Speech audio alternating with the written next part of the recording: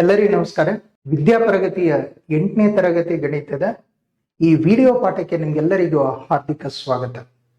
ಇಂದು ನಾವು ಅಧ್ಯಾಯ 1 ವರ್ಗ ಮತ್ತು ಘನದ ಮೊದಲ ವಿಡಿಯೋ ಪಾಠವನ್ನು ಆರಂಭಿಸ್ತಿದ್ದೀವಿ. ಈ ವಿಡಿಯೋ ಪಾಠಗಳನ್ನು ನಾವು ಸರಣಿ ರೂಪದಲ್ಲಿ ಪ್ರಸಾರ ಮಾಡಲಿಕ್ಕೆ ನಾನು ಪ್ರಯತ್ನ ಮಾಡಿದ್ದೀನಿ. ಅದರಲ್ಲಿ ಮೊದಲನೆಯ ವಿಡಿಯೋವನ್ನು 100 ಲಾಕರಗಳ ಒಗಟು ವರ್ಗ ಸಂಖ್ಯೆಯ ಪರಿಚಯದ ಮೂಲಕ ಮಾಡಿಕೊಡ್ತೀನಿ. ಎರಡನೇ ವಿಡಿಯೋವನ್ನು ಪೂರ್ಣ ವರ್ಗಗಳ ಲಕ್ಷಣಗಳು ಮತ್ತು ವಿನ್ಯಾಸಗಳ ಬಗ್ಗೆ ನಿಮಗೆ ಮಾಹಿತಿ ಸಿಗುತ್ತೆ. ಮೂರನೇ ವಿಡಿಯೋದಲ್ಲಿ ವರ್ಗಮೂಲ ಮತ್ತು ವರ್ಗಮೂಲ ಕಂಡುಹಿಡಿಯುವಂತ ವಿಧಾನಗಳ ಬಗ್ಗೆ ಸವಿವರವಾದಂತ ಮಾಹಿತಿಯನ್ನು ತಿಳ್ಕೊಳ್ತೀವಿ. ಅದೇ ರೀತಿಯಲ್ಲಿ 4ನೇ ವಿಡಿಯೋವನ್ನು ವರ್ಗ ಸಂಖ್ಯೆಗಳ ಅಭ್ಯಾಸದ ಪ್ರಶ್ನೆಗಳು ಏನದ ನೋಡ್ರಿ, ಅದರ ಬಗ್ಗೆ ಕಂಪ್ಲೀಟ್ ಆದಂತ ಹಂತವಾದಂತ ವಿವರಣೆಯೊಂದಿಗೆ ನಾನು ನಿಮ್ ಜೊತೆಗೆ ಮಾಹಿತಿನ ಹಂಚ್ಕೊಳ್ತೀನಿ. 5ನೇ ವಿಡಿಯೋದಲ್ಲಿ ಘನ ಸಂಖ್ಯೆ, ಟ್ಯಾಕ್ಸಿ ಕ್ಯಾಬ್ ಸಂಖ್ಯೆ ಮತ್ತು ಘನ ಮೂಲಗಳ ಬಗ್ಗೆ ಮಾಹಿತಿನ ತಿಳ್ಕೊಳ್ತೀವಿ. ಹಾಗೇನೆ 6ನೇ ವಿಡಿಯೋದಲ್ಲಿ ನಾವು ಘನಗಳ ಅಭ್ಯಾಸ, ಕ್ರಮಾನುಗತ ವ್ಯತ್ಯಾಸಗಳು ಮತ್ತು ಪುನರಾವರ್ತೆಯ ಬಗ್ಗೆ ಏನಂತಂದ್ರೆ ಮಾಹಿತಿಯನ್ನು ಪಡ್ಕೊಳ್ತೀವಿ. ಮಕ್ಕಳ ಇಲ್ಲಿ ಗಮನಿಸಿ, ನೀವು ಇಂದಿನ ಪಾಠವನ್ನು ನಾವು ನೇರವಾಗಿ ಸೂತ್ರದಿಂದ ಆರಂಭಿಸೋದಿಲ್ಲ. ಸೂತ್ರ ಹಾಕೋದು, ಅದರ ಬೆಲೆ ಕಂಡುಹಿಡಿಯೋದು, ಹಾಗೆ ಮಾಡೋದಿಲ್ಲ. ಬದಲಾಗಿ 100 ಲಾಕರ್ಗಳದಾವಲ್ಲ, 100 ಲಾಕರ್ಗಳನ್ನು ಒಳಗೊಂಡಿರುವಂತ ಒಂದು ಕುತೂಹಲಕಾರಿ ಒಗಟಿದೆ ನಮ್ಮ ಪುಸ್ತಕದಲ್ಲಿ. ಆ ಒಗಟಿನಿಂದ ಆರಂಭಿಸೋಣ. ಈ ಒಗಟನ್ನು ಸರಿಯಾದ ರೀತಿಯಲ್ಲಿ ನೀವು ಅರ್ಥ ಮಾಡಿಕೊಂಡಿದ್ದೇ ಆದ್ರೆ ವರ್ಗ ಸಂಖ್ಯೆ ಮತ್ತು ಪೂರ್ಣ ವರ್ಗ ಸಂಖ್ಯೆ ಎಂಬ ಪರಿಕಲ್ಪನೆಗಳು ನಿಮಗೆ ಸಹಜವಾಗಿ ಅರ್ಥ ಆಗ್ತವೆ. ಅದಕ್ಕೆ ಮಕ್ಕಳ ಇಲ್ಲಿ ಗಮನಿಸಿ, ಚಿತ್ರದಲ್ಲಿ 1 ರಿಂದ 100 ಇವು ಲಾಕರ್ಗಳು ಕಾಣ್ತಾವೆ ನಿಮಗೆ. 1 ರಿಂದ 100 ಲಾಕರ್ಗಳು. ಈ ಲಾಕರ್ಗಳಲ್ಲಿ ಪ್ರತಿಯೊಂದು ಲಾಕರ್ ಮೊದಲಿಗೆ ಅವು ಕ್ಲೋಸ್ ಆಗಿರ್ತಾವ, ಮುಚ್ಚಿರ್ತಾವ ಅಂತ ಕಲ್ಪಿಸ್ಕೊಳ್ಬೇಕು. ಅಂದ್ರೆ ಸ್ಟಾರ್ಟಿಂಗ್ ಏನದಾವ, ಇವೆಲ್ಲ ಕ್ಲೋಸ್ ಅದಾವ ಲಾಕರ್ಗಳು ಅಂತ ಗೊತ್ತಲ್ಲ ನೀವು. ಆ ಲಾಕರ್ಗಳು ಏನಂತಂದ್ರೆ ಕ್ಲೋಸ್ ಆಗಿವೆ. ಸ್ವಲ್ಪ ಹೊತ್ತಿನ ನಂತರ ಕೆಲವು ಲಾಕರ್ಗಳು ತೆರೆದಿರ್ತಾವ, ಕೆಲವು ಲಾಕರ್ಗಳು ಮುಚ್ಚಿರ್ತಾವ. ಕೊನೆಯಲ್ಲಿ ಯಾವ ಲಾಕರ್ಗಳು ತೆರೆದಿರ್ತವೆ ಎಂಬುದೇ ನಮ್ಮ ಇಂದಿನ ಮುಖ್ಯವಾದಂತ ರಹಸ್ಯ ಅಂತ. ಅದಕ್ಕಾಗಿ ಇಲ್ಲಿ ಹೇಳ್ತೀವಿ, ಪ್ರತಿ ಲಾಕರ್ ಹಿಂದೆ ಒಂದು ಗಣಿತದ ರಹಸ್ಯ ಅಡಗಿದೆ. ಅದನ್ನು ನಾವು ಗಮನಿಸಬೇಕು. ಹಾಗಾಗಿ ಮಕ್ಕಳ ಇಲ್ಲಿ ಗಮನಿಸಿ, ಇಂದಿನ ನಮ್ಮ ಲರ್ನಿಂಗ್ ಗೋಲ್, ಇಂದಿನ ಪಾಠದ ನಂತರ ನೀವು ಏನು ಕಲಿತೀರಿ ಅನ್ನೋದಕ್ಕೆ ಈಗ ನಾನು 4 ಅಂಶಗಳನ್ನು ಪಟ್ಟಿ ಮಾಡಿದ್ದೀನಿ. ಅದ್ರಾಗ ಫಸ್ಟ್, ಈ ಪಾಠದ ಕೊನೆಯಲ್ಲಿ ನಾವು 4 ಮುಖ್ಯ ವಿಷಯಗಳನ್ನು ಕಲಿತೀವಿ. ಮೊದಲನೇದಾಗಿ ಲಾಕರ್ಗಳ ಸ್ಥಿತಿ ಬದಲಾಗುವಂತ ಕ್ರಮದಲ್ಲಿರುವಂತ ವಿನ್ಯಾಸವನ್ನು ಗುರುತಿಸ್ತೀವಿ. ಇದು ಫಸ್ಟ್ ಪಾಯಿಂಟ್. ಆಮೇಲೆ ಎರಡನೇದಾಗಿ ಒಂದು ಲಾಕರ್ ಎಷ್ಟು ಬಾರಿ ಬದಲಾಗುತ್ತದೆ ಎಂಬುದು ಅದರ ಸಂಖ್ಯೆಯ ಅಪವರ್ತನಗಳದ ನೋಡು, ಆ ಅಪವರ್ತನಗಳೊಂದಿಗೆ ಹೇಗೆ ಸಂಬಂಧಿಸಿದೆ ಅನ್ನೋದನ್ನು ತಿಳ್ಕೊಳ್ತೀವಿ. ಗೊತ್ತಾಗ್ತಾ ಇದೆನಾ? ಆಮೇಲೆ ಮೂರನೇದಾಗಿ ಏನಂತಂದ್ರ ಪೂರ್ಣ ವರ್ಗ ಸಂಖ್ಯೆ ಅಂದ್ರೆ ಎಂಬುದನ್ನು, ಪೂರ್ಣ ವರ್ಗ ಸಂಖ್ಯೆ ಅನ್ನೋದನ್ನು ನಾವು ಉದಾಹರಣೆ ಮತ್ತು ಚೌಕ ವಿನ್ಯಾಸ ಅಂತ ಮಾಡಿದ್ದೀವಿ. ಅದರ ಮೂಲಕ ಅರ್ಥ ಮಾಡ್ಕೊಳ್ತೀವಿ. ಆಮೇಲೆ ಮಕ್ಕಳ ಗಮನಿಸಿ, 4ನೇದಾಗಿ n² ಎಂಬ ಸಂಕೇತವನ್ನು ಹೇಗೆ ಓದಬೇಕು ಮತ್ತು ಅದರ ನಿಜವಾದ ಅರ್ಥ ಏನು ಅನ್ನೋದನ್ನು ನಾವು ತಿಳ್ಕೊಳ್ತೀವಿ. 4ನೇದೇನ್ರಿ n², ಇದನ್ನು ಹೇಗೆ ಓದಬೇಕು, ಇದರ ನಿಜವಾದಂತ ಅರ್ಥ ಏನು ಅನ್ನೋದನ್ನು ತಿಳ್ಕೊಳ್ತೀವಿ. ಇಲ್ಲಿ ನಾವು ಕೆಲವು ಉತ್ತರಗಳನ್ನು ನೆನ್ಪಿಟ್ಕೊಳ್ಳೋದಿಲ್ಲ. ಸಾಮಾನ್ಯವಾಗಿ ಏನಂತಂದ್ರೆ ಕೆಲವು ಉತ್ತರಗಳು ನೆನ್ಪಿಟ್ಕೊಂಡು ಹೇಳೋದಿಲ್ಲ. ಗಮನಿಸುವುದು, ಚರ್ಚಿಸುವುದು, ಅದಕ್ಕೆ ಹೇಳಿದೀನಿ ನೋಡ್ರಿ. ಅಬ್ಸರ್ವ್, ಡಿಸ್ಕಸ್ ಮತ್ತು ರೀಸನ್, ಇದ್ರ ಮೂಲಕವನ್ನು ಅರ್ಥ ಮಾಡ್ಕೊಳ್ತೀವಿ. ಗೊತ್ತಾಗ್ತಾ ಇದೆನಾ? ಏನು? ಗಮನಿಸೋದು ಅಬ್ಸರ್ವೇಷನ್, ಚರ್ಚಿಸುವುದು, ಆಮೇಲೆ ಕಾರಣ ಹೇಳುವುದು ಮತ್ತು ನಮ್ಮ ತೀರ್ಮಾನ ಪರಿಶೀಲಿಸಿ ಅನ್ನುವಂತ ಗಣಿತದ ವಿಧಾನವನ್ನು ಅನುಸರಿಸ್ತೀವಿ. ಇದು ವೆರಿ ಇಂಪಾರ್ಟೆಂಟ್. ಇದರಲ್ಲಿ ನೀವು ಗಮನಿಸಬೇಕು. ಇಲ್ಲಿ ಕೊಟ್ಟಿರುವಂತ 100 ಲಾಕರ್ಗಳ ಒಗಟ್ಟಿನಲ್ಲಿರುವಂತ ನಿಯಮ ಏನಿದೆ, ಇದು ನಾವು ಸ್ಟೋರಿ ಹೇಗೆ ಸೆಟಪ್ ಮಾಡಿದೀವಿ ಅನ್ನೋದನ್ನ ನೀವು ನೋಡ್ಬೇಕು. ಇದರಲ್ಲಿರುವಂತ ಸ್ಟಾರ್ಟಿಂಗ್ ಏನಂತಂದ್ರೆ ಫಸ್ಟ್ ಇಷ್ಟು ತಗೊಂಡ್ ನೋಡೋಣ. ಇದೇ ರೀತಿಯಲ್ಲಿ ಏನಂತ ಕಂಟಿನ್ಯೂ ಆಗಿರ್ತಾವ. ಒಂದು ಕಂಡೀಷನ್ ಅದಾವ. ಏನು? ಈಗ ಒಗಟ್ಟಿನ ಸಂಪೂರ್ಣ ನಿಯಮವನ್ನು ಗಮನದಿಂದ ಕೇಳಬೇಕು ನಾವು. ಮೊದಲಿಗೆ 100 ಲಾಕರ್ಗಳು ಮುಚ್ಚಿರ್ತಾವ ಅಂತ ನಾನು ಹೇಳಿದೆ. ಸ್ಟಾರ್ಟಿಂಗ್ ಏನಂತ 100 ಲಾಕರ್ ಏನದ ನೋಡ್ರಿ, ಅವು ಕ್ಲೋಸ್ ಆಗಿರ್ತಾವ. ಮೊದಲು ವಿದ್ಯಾರ್ಥಿ ಬರ್ತಾನೆ, ಮೊದಲನೇದವ ಬರ್ತಾನೆ, ಏನಂತಂದ್ರೆ ಎಲ್ಲ ಲಾಕರ್ಗಳನ್ನು ಬದಲಾಯಿಸ್ತಾನೆ. ಒಬ್ಬ ಫಸ್ಟ್ ವಿದ್ಯಾರ್ಥಿ ಬಂದ್ಗಳೇನೆ ಏನ್ ಮಾಡ್ತಾನವ, ಎಲ್ಲ ಲಾಕರ್ಗಳನ್ನು ಚೇಂಜ್ ಮಾಡಿ ಬಿಡ್ತಾನೆ. ಅಂದ್ರೆ ಏನಾಗತ್ತೆ, ಫಸ್ಟ್ ಎಲ್ಲ ಮುಚ್ಚಿರ್ತೀವಿ ಇಲ್ಲ, ಅಂದ್ರೆ ಮೊದಲನೇ ವಿದ್ಯಾರ್ಥಿ ಬಂದು ಏನ್ ಮಾಡ್ತಾನೆ, ಎಲ್ಲನೂ ಓಪನ್ ಮಾಡ್ತಾನ ಅಂತ. ಅದರ ಅರ್ಥ ಅವನು ಒಂದರ ಗುಣಕ ಸಂಖ್ಯೆ ಎಲ್ಲ ಲಾಕರ್ಗಳ ಸ್ಥಿತಿಯನ್ನು ಬದಲಾಯಿಸ್ತಾನ. ಮೊದಲನೇ ವಿದ್ಯಾರ್ಥಿ ಅಂತಂದ್ರೆ ಒಂದನೇದು, ಎರಡನೇ, ಮೂರನೇ, ನಾಲ್ಕನೇ, ಹೀಗೆ ಏನಂತಂದ್ರೆ ಎಲ್ಲವನ್ನು ಬದಲಾಯಿಸಿ ಬಿಡ್ತಾನೆ. ಇನ್ನು ಅದರಲ್ಲಿ ಪ್ರತಿಯೊಂದು ಸಂಖ್ಯೆಯು ಒಂದರ ಗುಣಿತವಾಗಿರುವುದರಿಂದ ಮೊದಲ ವಿದ್ಯಾರ್ಥಿ ಏನ್ ಮಾಡ್ತಾನೆ, ಎಲ್ಲ ಲಾಕರ್ಗಳನ್ನು ತೆರೆದು ಬಿಡ್ತಾನೆ. ನಂತರ ಎರಡನೇ ವಿದ್ಯಾರ್ಥಿ ಬರ್ತಾನೆ. ಎರಡನೇ ವಿದ್ಯಾರ್ಥಿ ಏನ್ ಮಾಡ್ತಾನೆ, ಎರಡರ ಗುಣಿತ ಲಾಕರ್ಗಳನ್ನು ಬದಲಾಯಿಸ್ತಾನೆ. ಎರಡರ ಗುಣಿತದ ಲಾಕರ್ಗಳನ್ನು ಅಂದ್ರೆ ಎರಡರ ಗುಣಿತ ಅಂದ್ರೆ ಎರಡರ ಅಪವರ್ತನಗಳು ಯಾವುವು, ಈಗ ಎರಡರದ ಬರಿಬೇಕು ಅಂತಂದ್ರೆ 2, 4, 6, 8, 10, 12 ಈ ರೀತಿಯಲ್ಲಿ ಏನಂತಂದ್ರೆ ಬಂದು ಚೇಂಜ್ ಮಾಡ್ತಾನೆ. ನಂತರ ಮೂರನೇ ವಿದ್ಯಾರ್ಥಿ ಬರ್ತಾನೆ, ಮೂರನೇ ಸಂಖ್ಯೆ. ಈತನೂ ಸಹ ಏನಂತಂದ್ರೆ ಮೂರರ ಗುಣಕದಲ್ಲಿ ಬದಲಾಯಿಸ್ತಾನೆ. ನೋಡಿ, ಇಲ್ಲಿ ಬದಲಾಯಿಸ್ತಾನೆ ಅಂದ್ರೆ ಅರ್ಥ ಆಗ್ತಾ ಇದೇನೆ, ಇದು ಬಹಳ ಚೆನ್ನಾಗಿದೆ ನೋಡಿ, ಒಗಟಿದೆ. ಫಸ್ಟ್ ಮುಚ್ಚಿದ್ದು ಮೊದಲನೇ ವಿದ್ಯಾರ್ಥಿ ಬಂದು ಓಪನ್ ಮಾಡ್ತಾನೆ, ಅಂದ್ರೆ ಎಲ್ಲಾನು ಓಪನ್ ಇದ್ದಾವ ಅಂತ. ಎರಡನೇ ವಿದ್ಯಾರ್ಥಿ ಬರ್ತಾನೆ, ಟಾಗಲ್ ಮಾಡ್ತಾನೆ. ಅಂದ್ರೆ ಯಾವ್ಯಾವು, ಎರಡು ಮುಚ್ಚಿದ್ದಂತಂದ್ರೆ ಓಪನ್ ಮಾಡ್ಬೇಕು, ಓಪನ್ ಇತ್ತಂದ್ರೆ ಕ್ಲೋಸ್ ಮಾಡ್ಬೇಕು, ಇದು ಮಾಡ್ಬೇಕಾತ. ಈಗ ಎರಡನೇ ವಿದ್ಯಾರ್ಥಿ ಬರ್ತಾನ, ಎರಡನೇ ಲಾಕರ್, ನಾಲ್ಕನೇ ಲಾಕರ್, 6ನೇ, 8ನೇ, 10ನೇ, 12ನೇ ಈ ರೀತಿಯ ಲಾಕರ್ಗಳನ್ನು ಟಾಗಲ್ ಮಾಡ್ತಾನೆ. ಈಗ ಎರಡನೇ ವಿದ್ಯಾರ್ಥಿ ಬಂದು ಏನ್ ಮಾಡ್ತಾನೆ, ಇವೆಲ್ಲ ಫಸ್ಟ್ ಕ್ಲೋಸ್ ಇದ್ದುವ, ಮೊದಲನೇದಾವ ಬಂದು ಎಲ್ಲ ಓಪನ್ ಮಾಡಿಬಿಟ್ನ ಇದ್ದಾನೆ. ಮೊದಲೆಲ್ಲ ಈ ಸದ್ಯಕ್ಕೆ ಓಪನ್ ಅದಾವ ಇಲ್ಲ, ಈಗ ಎರಡನೇದಾವ ಬರ್ತಾನೆ, ಇದು ಓಪನ್ ಇತ್ತು ಇಲ್ಲಿದೆ, ಎರಡನೇದಾವ ಬರ್ತಾನೆ, ಇದನ್ನ ಕ್ಲೋಸ್ ಮಾಡ್ತಾನೆ. ಆಮೇಲೆ ಇದಕ್ಕೆ ಕ್ಲೋಸ್ ಆಗಿಬಿಡುತ್ತೆ, ಇದು ಕ್ಲೋಸ್ ಆಗತ್ತೆ. ಆಮೇಲೆ ಎರಡನೇದಾವ ಬಂದ್ ಮಾಡೋದು, ಇದು ಕ್ಲೋಸ್ ಆಗತ್ತೆ, ಇದು ಕ್ಲೋಸ್ ಆಗತ್ತೆ. ಅರ್ಥ ಆಗ್ತಾ ಇದೇನಾ? ಹಾಗೇನೆ ಇಲ್ಲಿಯೂ ಸಹ ಇದನ್ನು ಕ್ಲೋಸ್ ಆಗತ್ತೆ, ಇದು ಕ್ಲೋಸ್, ಇದು ಕ್ಲೋಸ್, ಇದು ಕ್ಲೋಸ್, ಇದು ಕ್ಲೋಸ್. ಈ ರೀತಿಯಲ್ಲಿ ಏನಂತಂದ್ರೆ ಎರಡರ ಗುಣಕದಲ್ಲಿ ಆತ ಬದಲಾಯಿಸ್ತಾನೆ. ಮೂರನೇ ಧಾವ ಬರ್ತಾನೆ. ಮೂರನೇ ಧಾವ ಬಂದು ಆತ ಏನಂತಂದ್ರೆ ಮೂರನೇ ಧಾವ ಬಂದು ಏನ್ ಮಾಡ್ತಾನೆ, ಮೂರರ ಗುಣಕದ ಲಾಕರ್ಗಳನ್ನು ಆತ ಟಾಗಲ್ ಮಾಡ್ತಾನೆ. ಅಂದ್ರೆ ಅರ್ಥ, ಮೂರರ ಗುಣಕಗಳು ಯಾವುವು ಅಂತ ಹೇಳಿದ್ವಿ ನಾವು. ಮೂರು ಗುಣಕಗಳು 3, 6, 9, 12 ಈ ರೀತಿಯಲ್ಲಿ ಇರ್ತಾವಲ್ರಿ, ಮೂರು ಗುಣಕದಲ್ಲಿ ಬರೋ. ಈಗ ನೋಡ್ರಿ, ಇವೆಲ್ಲನ ಇದು ಓಪನ್ ಇದ್ವಿಲ್ಲ, ಈಗ ಏನ್ ಮಾಡ್ತಾನೆ, ಮೂರನೇದಾವ ಬಂದು ಇದಕ್ಕೆ ಕ್ಲೋಸ್ ಮಾಡ್ತಾನೆ. ನಾಲ್ಕನೇ, ಆಮೇಲೆ 3 ಆಯ್ತಾ 6, ಇದು ಓಪನ್, ಇದು ಕ್ಲೋಸ್ ಇತ್ತಲ್ಲಿ, ಇದನ್ನ ಓಪನ್ ಮಾಡ್ತಾನೆ. ಅರ್ಥ ಆಗ್ತಾ ಇದೆನಾ? ಆಮೇಲೆ 3 ಆಯ್ತಾ 9, 9 ಇದು ಓಪನ್ ಇತ್ತು, ಇದನ್ನು ಕ್ಲೋಸ್ ಮಾಡ್ತಾನೆ. 12 ಇದು ಕ್ಲೋಸ್ ಅದಲ್ಲ, ಇದನ್ನು ಓಪನ್ ಮಾಡ್ತಾನೆ. ಆಮೇಲೆ 15 ಇದು ಓಪನ್ ಇತ್ತಲ್ಲ, ಇದನ್ನು ಕ್ಲೋಸ್ ಮಾಡ್ತಾನೆ. ಆಮೇಲೆ 15 ಆದ್ಮೇಲೆ 18 ಇದು ಕ್ಲೋಸ್ ಇತ್ತಲ್ಲ, ಇದನ್ನು ಓಪನ್ ಮಾಡ್ತಾನೆ. ಹೀಗೆ ಏನಂತಂದ್ರೆ ಆತ ಟಾಗಲ್ ಮಾಡ್ತಾನೆ. ಹೀಗೆ ನೆಕ್ಸ್ಟ್ ಏನಾಗಿರುತ್ತೆ, ನಾಲ್ಕನೇದವ ಬರ್ತದೆ, ನಾಲ್ಕನೇ ವಿದ್ಯಾರ್ಥಿ. ಈತ 4ರ ಗುಣಕದಲ್ಲಿ 4, ಆಮೇಲೆ 8, 12, 16, ಆಮೇಲೆ 20 ಈ ರೀತಿಯಲ್ಲಿ ಏನಂತ 4ರ ಗುಣಕದಲ್ಲಿ ಈತ ಓಪನ್ ಇದ್ದು ಕ್ಲೋಸ್ ಮಾಡ್ತಾನೆ, ಕ್ಲೋಸ್ ಇದ್ದು ಓಪನ್ ಮಾಡ್ತಾನೆ. ಅರ್ಥ ಆಗ್ತಾ ಇದೇನೆ? ಹೀಗೆ ಮುಂದುವರಿಯುತ್ತೆ ಇದು. ಇದಕ್ಕೊಂದು ಎಕ್ಸಾಂಪಲ್ ನೋಡ್ರಿ, ನಾಲ್ಕನೇದು ಇದು ಕ್ಲೋಸ್ ಇತ್ತಿಲ್ಲ, ಇದನ್ನು ಓಪನ್ ಮಾಡ್ತಾನೆ. ಆಮೇಲೆ 8ನೇದಕ್ಕೆ ಬರ್ತಾನೆ, ಇದು ಕ್ಲೋಸ್ ಇತ್ತಲ್ಲ, ಇದನ್ನು ಓಪನ್ ಮಾಡ್ತಾನೆ. 8 ಆದ್ಮೇಲೆ 12 ಓಪನ್ ಇತ್ತಲ್ಲ, ಇದನ್ನ ಕ್ಲೋಸ್ ಮಾಡ್ತಾನೆ.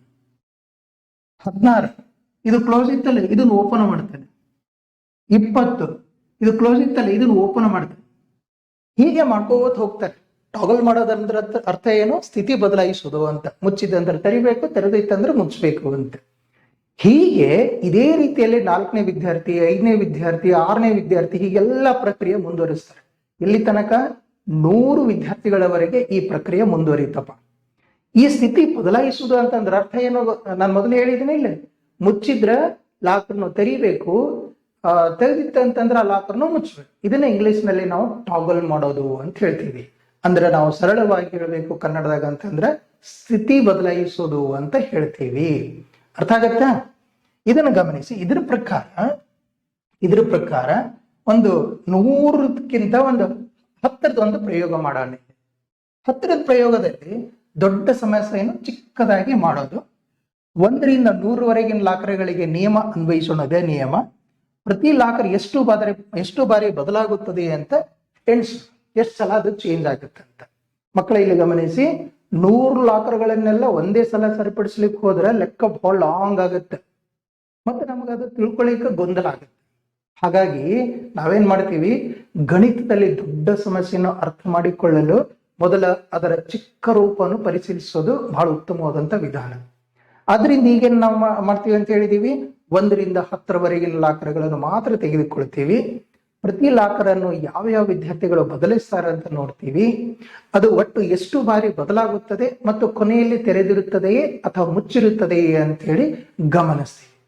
ಈ ಒಂದು ಚಿಕ್ಕ ಪ್ರಯೋಗ ನಾವು ನೋಡಿದೀವಿ ಅಂತಂದ್ರೆ ಇದರಲ್ಲಿ ಕಂಡುಬರುವಂತ ವಿನ್ಯಾಸವನ್ನು ನಾವು ನಂತರ 100 ಲಾಕರ್ಗಳಿಗೆ ಅನ್ವಯಿಸ್ತೀವಿ. ಇದನ್ನೇ ನಾವು ಚಿಕ್ಕ ಪ್ರಕರಣದಿಂದ ಒಂದು ಸಾಮಾನ್ಯ ನಿಯಮವನ್ನು ಕಂಡುಹಿಡಿಯುವುದು ಅಂತ ಹೇಳ್ತೀವಿ. ಈಗ ಇದರಲ್ಲಿ ನೋಡಿ, ನಾನು ಇನ್ನೊಂದ್ಸಲ ಹೇಳ್ತೀನಿ ನೋಡಿ. ಮೊದಲನೇ ವಿದ್ಯಾರ್ಥಿ, ಇವೆಲ್ಲ ಸ್ಟಾರ್ಟಿಂಗ್ ಏನಂತ ಹೇಳಿದೀವಿ, ಕ್ಲೋಸ್ ಆಗಿರ್ತಾವ ಅಂತ ಹೇಳಿದೀನಿ. ಇನ್ನೊಂದು ಬಲ ಗಮನಿಸಿ, ಚಿಕ್ಕದಿತ್ತಂತಂದ್ರ ಚಿಕ್ಕ ಸಮಸ್ಯೆ ಇತ್ತರ ಬಹಳ ಈಸಿಯಾಗಿ ಅರ್ಥ ಆಗತ್ತ ಮತ್ತು ಗೊಂದಲ ಉಂಟಾಗತ್ತೆ ನಮಗ, ಹೌದಲ್ಲ? ಹಾಗಾಗಿ ಇಲ್ಲಿ 1ನೇ ಲಾಕರ್ ಅನ್ನು ಯಾರು ಬದಲಾಯಿಸ್ತಾರ ಅಂತ ಫಸ್ಟ್ ನೋಡೋಣ. 1ನೇ ಲಾಕರ್ನ ಯಾರು ಬದಲಾಯಿಸ್ತಾರಪ್ಪ? 1ನೇ ಲಾಕರ್ ಅನ್ನು 1ನೇ ವಿದ್ಯಾರ್ಥಿ ಮಾತ್ರ ಬದಲಾಯಿಸ್ತಾರೆ. ಇದು 1ನೇದಾರ ನೋಡ್ರಿ. ಮೊದಲು ಕ್ಲೋಸ್ ಆಗಿರ್ತಾವ, ಮೊದಲು ಮುಚ್ಚಿತ್ತಿಲ್ಲ. ಈಗ 1ನೇ ವಿದ್ಯಾರ್ಥಿ ಬಂದು ಏನ್ ಮಾಡ್ತಾನೆ, ಅದನ್ನ ತೆರೀತಾರೆ. ಓಕೆನಾ? ಮೊದಲ ವಿದ್ಯಾರ್ಥಿ ಆ ಎಲ್ಲ ಲಾಕರ್ಗಳನ್ನು ಬದಲಾಯಿಸಿಬಿಡ್ತಾನೆ. ಇದನ್ನು ಚೇಂಜ್ ಮಾಡ್ತಾ ಇದನ್ನು ಚೇಂಜ್ ಮಾಡ್ತಂದ್ರೆ ಎಲ್ಲಾನು ಓಪನ್ ಮಾಡಿರ್ತಾರೆ. ಓಕೆನಾ? ಒಮ್ಮೆ ಬದಲಾದ್ರೆ ಮುಚ್ಚಿದ ಲಾಕರ್ಗಳು ತೆರೆದಿರ್ತವೆ. ಚೇಂಜ್ ಆಯ್ತಂದ್ರೆ ಏನಾಗಿರ್ತಾವ, ಮುಚ್ಚಿದ ಲಾಕರ್ಗಳು ಏನಾಗಿರ್ತಾವ, ಚೇಂಜ್ ಆಗಿರ್ತಾವ. 2ನೇ ವಿದ್ಯಾರ್ಥಿ ಬಂದು ಏನ್ ಮಾಡ್ತಾನೆ ಅಂತ ಹೇಳಿದೀವಿ, 2 ಗುಣಕ ಲಾಕರ್ಗಳನ್ನು ಮಾತ್ರ ಬದಲಾಯಿಸ್ತಾನ. ಅಂದ್ರೆ 1ನೇ ಲಾಕರ್ಗಳ ಅವ ಮುಟ್ಟೋದಿಲ್ಲ. 3ನೇ ವಿದ್ಯಾರ್ಥಿ ಏನ್ ಮಾಡ್ತಾನ, 1ನೇ ಲಾಕರ್ನು ಮುಟ್ಟೋದಿಲ್ಲ. ಇದೇ ರೀತಿಯಾಗಿ ಮುಂದಿನ ಯಾರು ಸಹ 1ನೇ ಲಾಕರ್ನು ಚೇಂಜ್ ಮಾಡಕ್ಕೆ ಆಗಲ್ಲ. ಅಂದ್ರೆ ಏನಾಯ್ತು, 1ನೇ ಲಾಕರ್ ಇದು ಓಪನ್ ಆಯ್ತು. ಓಕೆ, ಈಗ ಇದರಲ್ಲಿ 1ನೇ ಬಾರಿ ಇದನ್ನ ಮಾತ್ರ ಅವ ಚೇಂಜ್ ಮಾಡ್ತಾನೆ. ಇನ್ನು ನಾವು ಹಾಗೆ ನೋಡ್ಕೊತ ಬಂದೀವಿ ಅಂತಂದ್ರೆ ಒಂದು ಫ್ಯಾಕ್ಟರ್ ಡಿಸೈಡ್ ಮಾಡ್ತೀವಿ. ಈಗ ಇದನ್ನೇ ಎಕ್ಸಾಂಪಲ್ ಮೂಲಕ ಇನ್ನೊಂದು ಹೇಳಬೇಕು ಅಂತಂದ್ರೆ, ಗಮನಿಸಿ ಇದರಲ್ಲಿ. Okay, yes. ಇನ್ನು 2ನೇ ಲಾಕರ್ ಅನ್ನು 1ನೇ ಮತ್ತು 2ನೇ ವಿದ್ಯಾರ್ಥಿಗಳು ಮಾತ್ರ ಬದಲಾಯಿಸ್ತಾರೆ ಅನ್ನೋದು ಗೊತ್ತಾಯ್ತು. 2ನೇ ಬಾರಿ ಬದಲಾದ್ರೆ ಲಾಕರ್ಗಳು ಏನು ಮಾಡಿರ್ತಾವ, ಮತ್ತೆ ಮುಚ್ಚಿರ್ತಾವ ಅಂತ ಹೇಳಿ ಗಮನಿಸ್ಬೇಕು. ಬಹಳ ಸಿಂಪಲ್ ಆಗಿ ಹೇಳ್ಬೇಕು ನಿಮಗೆ ಇದರಲ್ಲಿ ಅಂತಂದ್ರ, ಫಸ್ಟ್ ವಿದ್ಯಾರ್ಥಿ ಬಂದು ಎಲ್ಲಾನು ಓಪನ್ ಮಾಡಿರ್ತಾನೆ. 2ನೇ ವಿದ್ಯಾರ್ಥಿ ಬಂದು ಏನಂತಂದ್ರ ಇದನ್ನ ಕ್ಲೋಸ್ ಮಾಡ್ತಾನೆ, ಇದನ್ನು ಕ್ಲೋಸ್ ಮಾಡ್ತಾನೆ, ಇದನ್ನು ಕ್ಲೋಸ್ ಮಾಡ್ತಾನೆ, ಇದನ್ನು ಕ್ಲೋಸ್ ಮಾಡ್ತಾನೆ, ಇದನ್ನು ಕ್ಲೋಸ್ ಮಾಡ್ತಾನೆ. ಓಕೆನಾ? ಇದೇನಾಯ್ತು, ಇದು ಕ್ಲೋಸ್ಡ್. ಕ್ಲೋಸ್ಡ್. 3ನೇ ವಿದ್ಯಾರ್ಥಿ ಬರ್ತಾನ, 3 ಗುಣಕದಲ್ಲಿ ಮಾಡ್ತಾನೆ. ಅಂದ್ರೆ ಇದಕ್ಕೆ ಮುಟ್ಟಲ್ಲ. ಇದು ಓಪನ್ ಇತ್ತಲ್ಲ, ಇದನ್ನ ಕ್ಲೋಸ್ ಮಾಡ್ತಾನೆ. ಆಮೇಲೆ 3ರಿಂದ 6 ಇದು ಕ್ಲೋಸ್ ಇತ್ತಲ್ಲ, ಇದನ್ನು ಓಪನ್ ಮಾಡ್ತಾನೆ.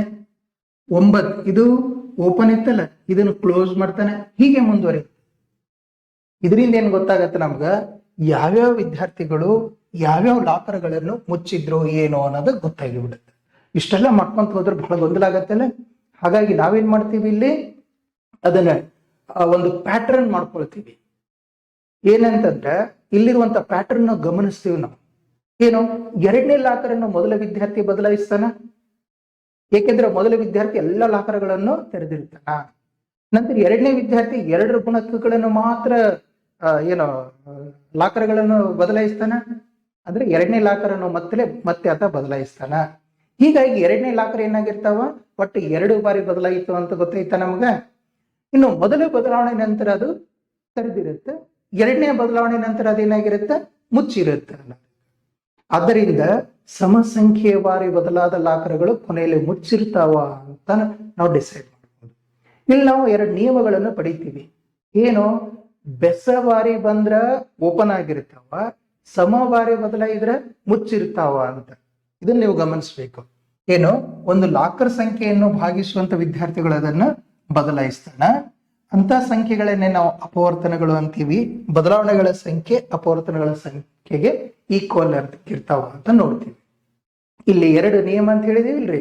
ಏನೇನು, ಬೆಸ ಬಾರಿ ಬದಲಾದ್ರೆ ಅವು ಓಪನ್ ಆಗಿರ್ತಾವ, ಸಮ ಬಾರಿ ಬದಲಾದ್ರೆ ಮುಚ್ಚಿರ್ತಾವ. ಈಗ ಒಂದು ಲಾಕರ್ ಎಷ್ಟು ಬಾರಿ ಬದಲಾಗುತ್ತೆ ಎಂಬುದನ್ನು ಹೇಗೆ ತಿಳಿತೀವಿ ಅನ್ನೋದು ನಮ್ಮ ಮುಂದಿನ ಪ್ರಶ್ನೆ. ಇಲ್ಲಿ ನಾವು ಗಮನಿಸಬೇಕು, ಇಲ್ಲಿರುವಂತ ಒಂದು 6ನೇ ಲಾಕರ್ನ ಒಂದು ಸಮಸ್ಯೆ ತೆಗೆದುಕೊಂಡೇನೆ. ಇಲ್ಲಿ 6ನೇ ಲಾಕರ್ ಅನ್ನು ಯಾವ್ಯಾವ ವಿದ್ಯಾರ್ಥಿಗಳು ಬದಲಾಯಿಸ್ತಾರ, 6ನೇ ಲಾಕರ್ ಅನ್ನು ಯಾವ್ಯಾವ ವಿದ್ಯಾರ್ಥಿಗಳು ಬದಲಾಯಿಸ್ತಾರ ಅಂತ ನಾವು ಇಲ್ಲಿ ನೋಡ್ಬೇಕಾಗಿದೆ. ಯಾಕಂದ್ರ 6 ಅನ್ನೋದು 1ರ ಗುಣಕನ ಹೌದಾ? 2ನೇ ವಿದ್ಯಾರ್ಥಿನೂ ಬದಲಾಯಿಸ್ತಾನೆ, ಏಕೆಂದ್ರೆ 6 ಎಂಬುದು 2ರ ಗುಣಕ. 3ನೇ ವಿದ್ಯಾರ್ಥಿನೂ ಬದಲಾಯಿಸ್ತಾನ, ಯಾಕಂದ್ರೆ 6 ಅನ್ನೋದು 3ರ ಗುಣಿತ. 6ನೇ ವಿದ್ಯಾರ್ಥಿಯನ್ನು ಬದಲಾಯಿಸ್ತಾನ, ಏಕೆಂದ್ರೆ 6 ಎಂಬುದು 6ರ ಗುಣಿತ. ಆದ್ರೆ 4 ಅಥವಾ 5ನೇ ವಿದ್ಯಾರ್ಥಿಗಳು 6ನೇ ಲಾಕರ್ಗಳನ್ನು ಬದಲಾಯಿಸೋದಿಲ್ಲ, ಏಕೆಂದ್ರೆ 6ಅನ್ನು 4ರಿಂದ ಅಥವಾ 5ರಿಂದ ಸಂಪೂರ್ಣವಾಗಿ ಭಾಗಿಸಲು ಸಾಧ್ಯವಿಲ್ಲ ಅನ್ನೋದನ್ನು ನಾವು ತಿಳ್ಕೋಬೇಕು. ಹೀಗೆ 6ನೇ ಲಾಕರ್ ಅನ್ನು 1, 2, 3 ಮತ್ತು 6ನೇ ವಿದ್ಯಾರ್ಥಿಗಳು ಮಾತ್ರ ಬದಲಾಯಿಸ್ತಾರ ಅನ್ನೋದಿಲ್ಲಿ ತಿಳ್ಕೋಬೇಕು. ಇಲ್ಲಿ 1, 2, 3 ಮತ್ತು 6 ಇವೇನು 6ರ ಅಪವರ್ತನಗಳು. ಅಂದ್ರ ಒಂದು ಸಂಖ್ಯೆಯನ್ನು ಶೇಷವಿಲ್ಲದೆ ಭಾಗಿಸುವಂತ ಸಂಖ್ಯೆಯನ್ನು ಅದರ ಅಪವರ್ತನ ಅಂತ ಕರಿತೀವಿ ಅನ್ನೋದು ನಮಗೆ ಆಲ್ರೆಡಿ ಗೊತ್ತು. ಇದನ್ನೇ ಒಂದು ಬಹಳ ಸರಳ ರೀತಿಯಲ್ಲಿ ಹೇಳ್ಬೇಕು ಅಂತಂದ್ರೆ, ಈಗ ನೋಡ್ರಿ, ಇದೇ ಇದ್ರಾಗ ಹೇಳಿದೀವಿ. ಇನ್ನೊಂದು ಬಾರಿ ಬೇಕಾದ್ರೆ ನೋಡ್ರಿ, 6ನೇ ಈ 6ನೇ ಒಂದೇ ಲಾಕರ್ ತಗೊಂಡಿವಿ ಅಂತಂದ್ರೆ ಯಾವ್ಯಾವ ವಿದ್ಯಾರ್ಥಿಗಳು ಬದಲಾಯಿಸ್ತಾರ ಅನ್ನೋದಕ್ಕೆ ಇನ್ನೊಂದು ಬಾರಿ ನೋಡೋಣ. ಮೊದಲನೇ ವಿದ್ಯಾರ್ಥಿ ಬಂದು ಇವೆಲ್ಲನೂ ಬದಲಾಯಿಸ್ತಾನೆ, ಮೊದಲನೇ ವಿದ್ಯಾರ್ಥಿ ಬದಲಾಯಿಸಿದ. 2ನೇ ವಿದ್ಯಾರ್ಥಿ ಬಂದು 2ರ ಗುಣಕದಲ್ಲಿ, ಅಂದ್ರೆ 2, 4, 6 ನೋಡಿ, 2ನೇ ವಿದ್ಯಾರ್ಥಿನ ಬಂದಲ್ಲಿ ಇಲ್ಲಿ ಹೀಗೆ ಏನಂತಾರೆ ಬದಲಾಯಿಸ್ತಾನೆ. 3ನೇ ವಿದ್ಯಾರ್ಥಿ ಅಥವಾ 3ರ ಗುಣಕದಲ್ಲಿ ಬದಲಾಯಿಸ್ತಾನೆ, ಅಂದ್ರೆ 3, 6, 9 ಅಂದ್ರೆ 3ನೇದವನು ಒಂದೇ ಇಲ್ಲಿ. 4ನೇದವ ಬರ್ತಾನೇನು, ಯಾಕಂದ್ರೆ 4ನೇ ವಿದ್ಯಾರ್ಥಿ ಏನ್ ಮಾಡ್ತಾನೆ, 4ರ ಗುಣಕದಲ್ಲಿ ಚೇಂಜ್ ಮಾಡ್ತಾನೆ, ಅಂದ್ರೆ ಇದಕ್ಕೆ ಮುಟ್ಟಲ್ಲ, 4, 8ಕ್ಕೂ ಮುಟ್ತಾನೆ. 5ನೇ ವಿದ್ಯಾರ್ಥಿ ಮುಟ್ತಾನೇನೋ, ಇಲ್ಲ, ಆತ 5ರ ಗುಣಕದಲ್ಲಿ ಮುಟ್ತಾನೆ. 6ನೇ ವಿದ್ಯಾರ್ಥಿ ಮುಟ್ತಾನೇನೋ, ಹೌದು, 6ನೇ ವಿದ್ಯಾರ್ಥಿನೂ ಮುಟ್ತಾನೆ. ಹೀಗೆ ಇಲ್ಲಿ ಗಮನಿಸಿ, ಇದನ್ನ 1, 2, 3, 6 ಅಂತದಲ್ಲಿ ನೋಡ್ರಿ, 6 ಇದು 4 ಬಾರಿ ಏನಂತಂದ್ರ ಅದು ಟಾಗಲ್ ಆಗುತ್ತೆ. ಅದಕ್ಕೆ ಫಸ್ಟ್ ನೋಡಿ, ಇದನ್ನ ಫಸ್ಟ್ ಏನಂತಂದ್ರೆ ಮೊದಲನೇದಾಗಿ ಇವೆಲ್ಲ ಓಪನ್ ಇದ್ವ, ಫಸ್ಟ್ ಇದು ಏನಂತಾರೆ ಫಸ್ಟ್ ಕ್ಲೋಸ್ ಇದ್ದು ಮೊದಲನೇ ವಿದ್ಯಾರ್ಥಿ ಬಂದು ಓಪನ್ ಮಾಡಿದ, 2ನೇ ವಿದ್ಯಾರ್ಥಿ ಬಂದು ಕ್ಲೋಸ್ ಮಾಡಿದ, 3ನೇ ವಿದ್ಯಾರ್ಥಿ ಬಂದು ಓಪನ್ ಮಾಡಿದ, 6ನೇ ವಿದ್ಯಾರ್ಥಿ ಬಂದು ಕ್ಲೋಸ್ ಮಾಡಿದ. ಅಂದ್ರೆ ಕೊನೆಗೆ ಏನಾಯ್ತು, ಇದು ಕ್ಲೋಸ್ಡ್ ಆಯ್ತು, ಇದು ಕ್ಲೋಸ್ಡ್. 6ನೇ ವಿದ್ಯಾರ್ಥಿ ಬಂದು ಕ್ಲೋಸ್ ಮಾಡಿದ. ಅರ್ಥ ಆಯ್ತಾ? ಇನ್ನು ಇದನ್ನೇ ಎಕ್ಸಾಂಪಲ್ ನಾವು ತಗೊಂಡಿವಿ ಅಂತಂದ್ರೆ, ಇದೇ ಒಂದು ಎಕ್ಸಾಂಪಲ್ ನಲ್ಲಿ ಇದಕ್ಕೆ 5ನೇದು ನೋಡ್ರಿ, 5ನೇದು ಅಥವಾ 9 ನೋಡೋಣ. 9 ಒಂದು ಸಂಖ್ಯೆ. 9 ಅನ್ನುವಂತ ಈ 9 ಇದಕ್ಕೆ ಈ ಲಾಕರ್ ಇದು ಓಪನ್ ಆಗಿರತ್ತಾ ಅಥವಾ ಕ್ಲೋಸ್ ಆಗಿರತ್ತಾ ಅಥವಾ ಎಷ್ಟು ಬಾರಿ ಟಾಗಲ್ ಆಗತ್ತೆ ಅಂತ ನೋಡ್ರಿ. ಎಷ್ಟು ಬಾರಿ, ಮೊದಲನೇದಾಗಿ ಮೊದಲನೇ ವಿದ್ಯಾರ್ಥಿ ಎಲ್ಲವನ್ನ ಏನಂತಂದ್ರೆ ಓಪನ್ ಮಾಡಿರ್ತಾನೆ, ಕ್ಲೋಸ್ ಆಗಿರ್ತಾ ಓಪನ್ ಮಾಡಿರ್ತಾನೆ. 2ನೇ ವಿದ್ಯಾರ್ಥಿ ಬರ್ತಾನೆ, 2ನೇ ವಿದ್ಯಾರ್ಥಿ 2ರ ಗುಣಕದಲ್ಲಿ ಇಲ್ಲಿ ಇಲ್ಲಿ ಇಲ್ಲಿ ಇಲ್ಲಿ ಇಲ್ಲಿ ಬರಂಗಿಲ್ಲ, 2ನೇದವ ಬರ್. 3ನೇದವ ಬರ್ತಾನೆ, 3ರ ಗುಣಕ 3, 6, 9, 3ನೇದವ ಬರ್ತಾನೆ. ಆಮೇಲೆ 4ನೇದವ ಮಾತ್ರ ಮುಟ್ಲಿಕ್ಕಾಗಲ್ಲ, 5ನೇದವ ಮುಟ್ಲಿಕ್ಕಾಗಲ್ಲ, 6ನೇದು ಗುಣಕ ಇಲ್ಲ, 7ನೇದನು ಗುಣಕ ಇಲ್ಲ, 8ನೇ ವಿದ್ಯಾರ್ಥಿ ಬರಂಗಿಲ್ಲ, 9ನೇ ವಿದ್ಯಾರ್ಥಿ ಬರ್ತಾನೆ. ಅಂದ್ರ ಫಸ್ಟ್ ಏನಿತ್ತಿದು, 1ನೇ ವಿದ್ಯಾರ್ಥಿ ಬಂದು ಓಪನ್ ಮಾಡಿದ, 3ನೇದವ ಬಂದು ಕ್ಲೋಸ್ ಮಾಡಿದ, 9ನೇದವ ಬಂದು ಮತ್ತು ಓಪನ್ ಮಾಡಿದ. ಅಂದ್ರೆ ಇದು ಓಪನ್ ನಲ್ಲಿ ಇತ್ತು, ಇದು ಓಪನ್. ಅರ್ಥ ಆಗ್ತಾ ಇದೇನಾ? ಇದು ಓಪನ್. ಹೀಗೆ ಅವುಗಳ ಅಪವರ್ತನಗಳನ್ನು ನೋಡಿದೀವಿ ಅಂತಂದ್ರೆ ನಮಗೊಂದಿಷ್ಟು ಮಾಹಿತಿ ಸಿಗುತ್ತೆ ಇದರಲ್ಲಿ. ಏನು ಬದಲಾವಣೆಗಳ ಸಂಖ್ಯೆ ಏನಾಗಿರುತ್ತೆ ಅಂತಂದ್ರ ಅವುಗಳ ಬದಲಾವಣೆ ಸಂಖ್ಯೆ ಏನಾಗಿರುತ್ತೆ, ಅವುಗಳ ಅಪವರ್ತನಗಳಿಗೆ ಸಮನಾಗಿರುತ್ತ. ಅವುಗಳ ಅಪವರ್ತನಗಳಿಗೆ ಸಮನಾಗಿರುತ್ತೆ ಅನ್ನೋದನ್ನು ನಾವಿಲ್ಲಿ ಗಮನಿಸಬೇಕು. ಇನ್ನೊಂದು ಇಲ್ಲಿ ಗಮನಿಸಿ, ಕೆಲವು ಸಂಖ್ಯೆಯಲ್ಲಿ ಮಧ್ಯದ ಜೋಡಿ ಒಂದೇ ಆಗಿರ್ತಾವ ಅಂತ ನೋಡ್ತೀವಿ. 9ನೇದರಲ್ಲಿ ನೋಡಿ 9 × 3 ಅಂತ ಹೇಳಿ ಒಂದೇ ಅಪವರ್ತನವನ್ನು 2 ಬಾರಿ ಎಣಿಸಬಾರದು. ಇದು ಇಂಪಾರ್ಟೆಂಟ್, ಇದರಲ್ಲಿ ಗಮನಿಸಬೇಕು. ಇಲ್ಲಿ 9ನೇ ಲಾಕರ್ ಯಾವ ವಿದ್ಯಾರ್ಥಿಗಳು ಬದಲಾಯಿಸ್ತಾರೆ ಅಂತ ನಾವು ನೋಡಿದೀವಿ. 9 ಎಂಬುದು 1ರ ಗುಣಕವಾಗಿರುವುದರಿಂದ ಅದರ ಬಗ್ಗೆ ನಾನು ಮಾತಾಡಿದೆ. 9ರ ಬಗ್ಗೆ ನೋಡೋಣ. 9 ಅನ್ನುವಂತ ಲಾಕರ್, 9 ಲಾಕರ್ ನಾನು ಮೊದಲೇ ಹೇಳಿದೆ. ಯಾವ ವಿದ್ಯಾರ್ಥಿಗಳು ಬದಲಾಯಿಸ್ತಾರೆ ಅದನ್ನ? 9 ಎಂಬುದು 1ರ ಗುಣಕನ ಆಗಿರುತ್ತೆ, 1ನೇ ವಿದ್ಯಾರ್ಥಿ ಬದಲಾಯಿಸ್ತಾನೆ. ಹೇಳಿದ್ದೀನಿ ಇದನ್ನ, ಇನ್ನೊಂದು ಬಾರಿನೂ ನೋಡಿ. ಆಮೇಲೆ 9 ಅನ್ನೋದು 3 ಗುಣಕವಾಗಿರೋದ್ರಿಂದ 3 ವಿದ್ಯಾರ್ಥಿ ಬದಲಾಯಿಸ್ತಾನೆ, 3ನೇ ವಿದ್ಯಾರ್ಥಿ. ಆಮೇಲೆ 9 ಎಂಬುದು 9ರ ಗುಣಕವಾಗಿರೋದ್ರಿಂದ 9ನೇ ವಿದ್ಯಾರ್ಥಿನೂ ಬದಲಾಯಿಸ್ತಾನೆ. ಇದನ್ನು ಗಮನಿಸ್ತೀವಿ. ಓಕೆನಾ? ಹೀಗಾಗಿ 9ರ ಅಪವರ್ತನಗಳೇನು? 1, 3 ಮತ್ತು 9. ಒಟ್ಟು ಎಷ್ಟು ಅಪವರ್ತನಗಳಾದು? 3 ಅಪವರ್ತನಗಳು. ಆದ್ರೆ 9ನೇ ಲಾಕರ್ ಕೊನೆಯಲ್ಲಿ ತೆರೆದಿರುತ್ತ ಅಂತನೂ ನಮಗೆ ಗೊತ್ತಿದ್ರೆ, 9ನೇ ಲಾಕರ್ ಕೊನೆಯಲ್ಲಿ ತೆರೆದಿರುತ್ತೆ. ಇಲ್ಲಿ ಅಪವರ್ತನಗಳ ಜೋಡಿಯನ್ನು ಗಮನಿಸಿ ನೀವು. ಅಪವರ್ತನಗಳ ಜೋಡಿ ಏನಾಯ್ತು? 1 9 9 ಅಲ್ಲ, ಆಮೇಲೆ 3 3 9. ಇಲ್ಲಿ ಗಮನಿಸಿ, ಇದೇ ಇರೋದು ಇಂಪಾರ್ಟೆಂಟ್ ಪಾಯಿಂಟ್. 1 × 9 ಇದು ಅನ್ನೋದು ಒಂದು ಜೋಡಿ, ನಂತರ 3 × 3 ಅನ್ನೋದು ಇನ್ನೊಂದು ಜೋಡಿ. ಆದ್ರೆ 3 ಅನ್ನೋದು ಒಂದೇ ಅಪವರ್ತನ, ಇದು ಬೇರೆ ಬೇರೆ ಅಲ್ಲ. 3 ಅನ್ನೋದು ಏನಂತಂದ್ರೆ ಇದು ಅಪವರ್ತನ. ಹಾಗಾಗಿ 9ರಲ್ಲಿ ನೋಡಿ, 9ರಲ್ಲಿ ಮಧ್ಯದ ಪದ ಇದ್ರಾಗ 3 × 3 ಅಂತ ಬಂದಿದೆ ಅಲ್ಲ, ಜೋಡಿ ಬಂದಿದೆ. ಅಂದ್ರೆ 1 3 9, 1 3 9 ಅಪವರ್ತನ. ಮಧ್ಯದ 3 ಅನ್ನೋದು ಒಂದೇ ಇದು ತೆಗಿಯೋಣ, ಒಂದೇ ಅಪವರ್ತನ. 3 ಅನ್ನೋದು ಏನಂತಂದ್ರೆ ಒಂದೇ ಅಪವರ್ತನ. ಹಾಗಾಗಿ ಒಂದು ಸಂಖ್ಯೆಯನ್ನು ಅದೇ ಸಂಖ್ಯೆಯಿಂದ ಗುಣಿಸಿದಾಗ 9 ಬಂದಿದೆ. ಒಂದು ಸಂಖ್ಯೆಯನ್ನು, ಯಾವ ಸಂಖ್ಯೆ ಅದು? 3. 3ಅನ್ನು ಅದೇ ಸಂಖ್ಯೆಯಿಂದ ಗುಣಿಸಿದಾಗ 9 ಬಂದಿಲ್ಲ. ಇದೇ ವಿಶೇಷ ಕಾರಣದಿಂದ 9ಕ್ಕೆ ಅಪವರ್ತನಗಳ ಸಂಖ್ಯೆ ಏನಾಗಿದೆ? ಬೆಸ ಸಂಖ್ಯೆ ಆಗಿದೆ. 9ಕ್ಕೆ ಅಪವರ್ತನಗಳ ಸಂಖ್ಯೆ ಏನಾಯ್ತು? ಬೆಸ ಸಂಖ್ಯೆ ಆಯಿತು ಅನ್ನೋದನ್ನು ನಾವಿಲ್ಲಿ ತಿಳ್ಕೊಬೇಕು. ಹಾಗಾಗಿ ಈ ಪಟ್ಟಿಯನ್ನು ನಾವು ಗಮನಿಸಿದೀವಿ ಅಂತಂದ್ರೆ, ಇದರಲ್ಲಿ ಈ ಪಟ್ಟಿಯನ್ನು ನಾವು ನೋಡಿದೀವಿ ಅಂತಂದ್ರೆ ವೆರಿ ಇಂಪಾರ್ಟೆಂಟ್ ಆಗಿರೋದು, ಸಾಮಾನ್ಯವಾಗಿ ಅಪವರ್ತನಗಳ ಜೋಡಿಗಳಾಗಿ ಬರ್ತಾವ. ಅಪವರ್ತನಗಳು ಏನಾಗಿರ್ತಾವ? ಜೋಡಿಗಳಾಗಿ ಬರ್ತಾವ. ಆಮೇಲೆ 6 ಅಪವರ್ತನಗಳ ಜೋಡಿ ಹೇಳಿದೀವಿ. 1 × 6 ಮತ್ತು 2 × 3 ಅಂದ್ರೆ 6 ಅಪವರ್ತನ ಜೋಡಿ ಗೊತ್ತಾಯ್ತು. ಅಂದ್ರೆ 6 ಅಪವರ್ತನಗಳು ಯಾವುವು? 1 2 3 ಇನ್ನೊಂದು 6. 9ರ ಅಪವರ್ತನ ಜೋಡಿ ನೋಡಿದೀವಿ ಅಂತಂದ್ರೆ 1 × 9 3 × 3 ಅಂದ್ರೆ ಇಲ್ಲಿ ಏನಾಯ್ತು? 1 3 9. ಯಾಕಂದ್ರೆ ಇದು 3 3 ಅನ್ನೋದು ಒಂದೇ ಅಪವರ್ತನ. ಹಾಗಾಗಿ ಇಲ್ಲಿ ನಾವು ಹೇಳ್ತೀವಿ, ಇನ್ನೊಂದು ವೆರಿ ಇಂಪಾರ್ಟೆಂಟ್ ಪಾಯಿಂಟ್ ನಿಮ್ ಜೊತೆ ಡಿಸ್ಕಷನ್ ಮಾಡಬೇಕು ಅಂತಂದ್ರೆ, ಮಧ್ಯದ ಪದ ಯಾವ ಸಂಖ್ಯೆಯನ್ನು ಅದೇ ಸಂಖ್ಯೆಯಿಂದ ಗುಣಾಕಾರ ಮಾಡ್ತೀವಿ ಅನ್ನೋದನ್ನ ಇಲ್ಲಿ.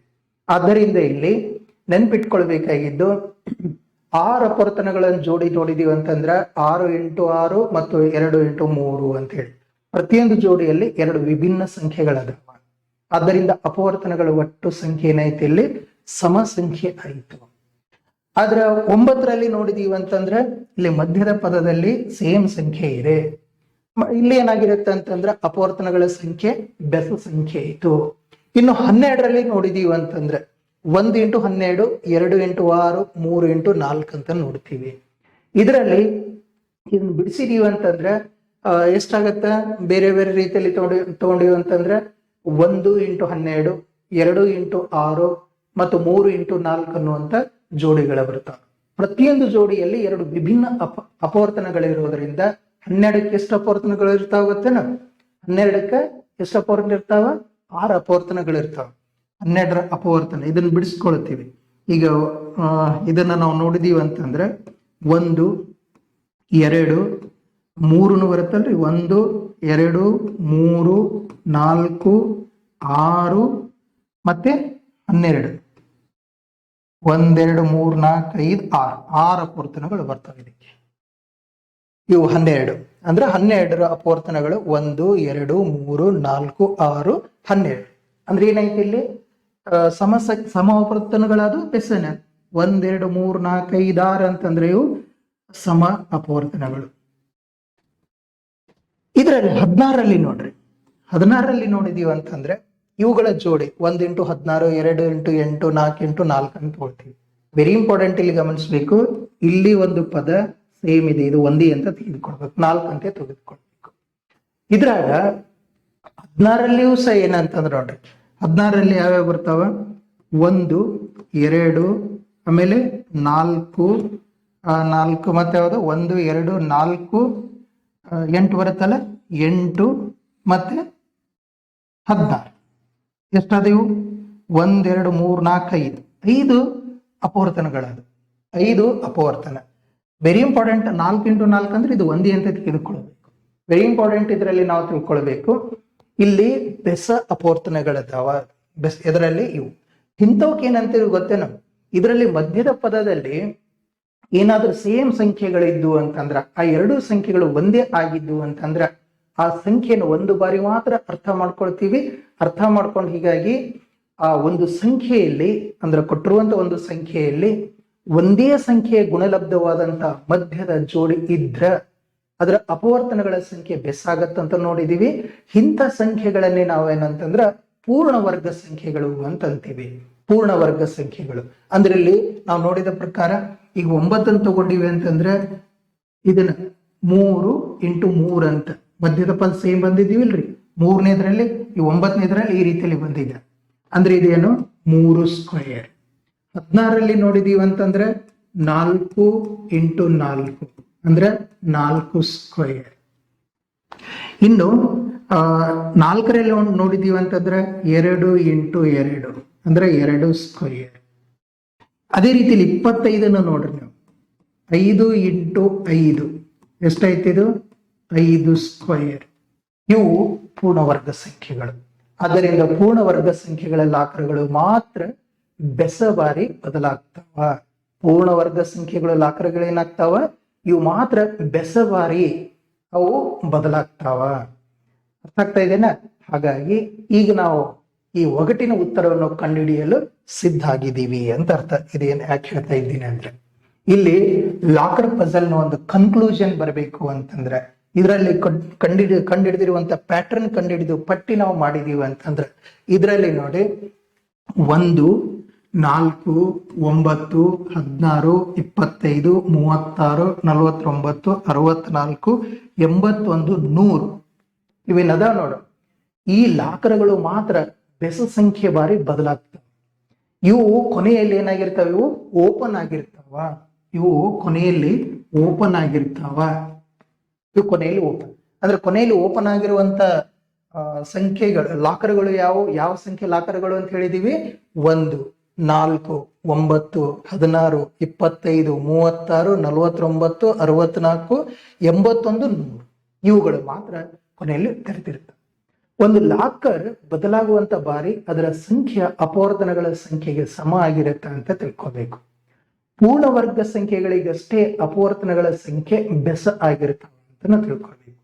ಹೀಗಾಗಿ 1ರಿಂದ 100ರವರೆಗಿನ ಪೂರ್ಣವರ್ಗ ಸಂಖ್ಯೆಗಳು ನಾವು ಬರ್ದೀವಿ ಅಂತಂದ್ರೆ ಇವು ಪೂರ್ಣವರ್ಗ ಸಂಖ್ಯೆಗಳಾಗ್ತಾವ.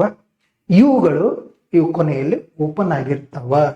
ಇದಕ್ಕ 1 ಅಂತಂದ್ರೆ ನೋಡಿ 1ರಿಂದ 100ರವರೆಗಿನ ಪೂರ್ಣವರ್ಗ ಸಂಖ್ಯೆ ಬರೀಬೇಕು ಅಂದ್ರೆ 1 ಅಂದ್ರೆ 1 ಸ್ಕ್ವೇರ್, ಆಮೇಲೆ 4 2 ಸ್ಕ್ವೇರ್, ಆಮೇಲೆ 3 ಇದು ಯಾವುದು 9 3 square, 16 4 square, 25 5 square, 36 6 square, 49 7 square, 61 8 square, 81 9 square, 100 ಇದು 10 ಸ್ಕ್ವೇರ್ ಅಂತ 10 ಸ್ಕ್ವೇರ್ ಇದೆ ಇದರಲ್ಲಿರುವಂತಹ ಪ್ಯಾಟರ್ನ್.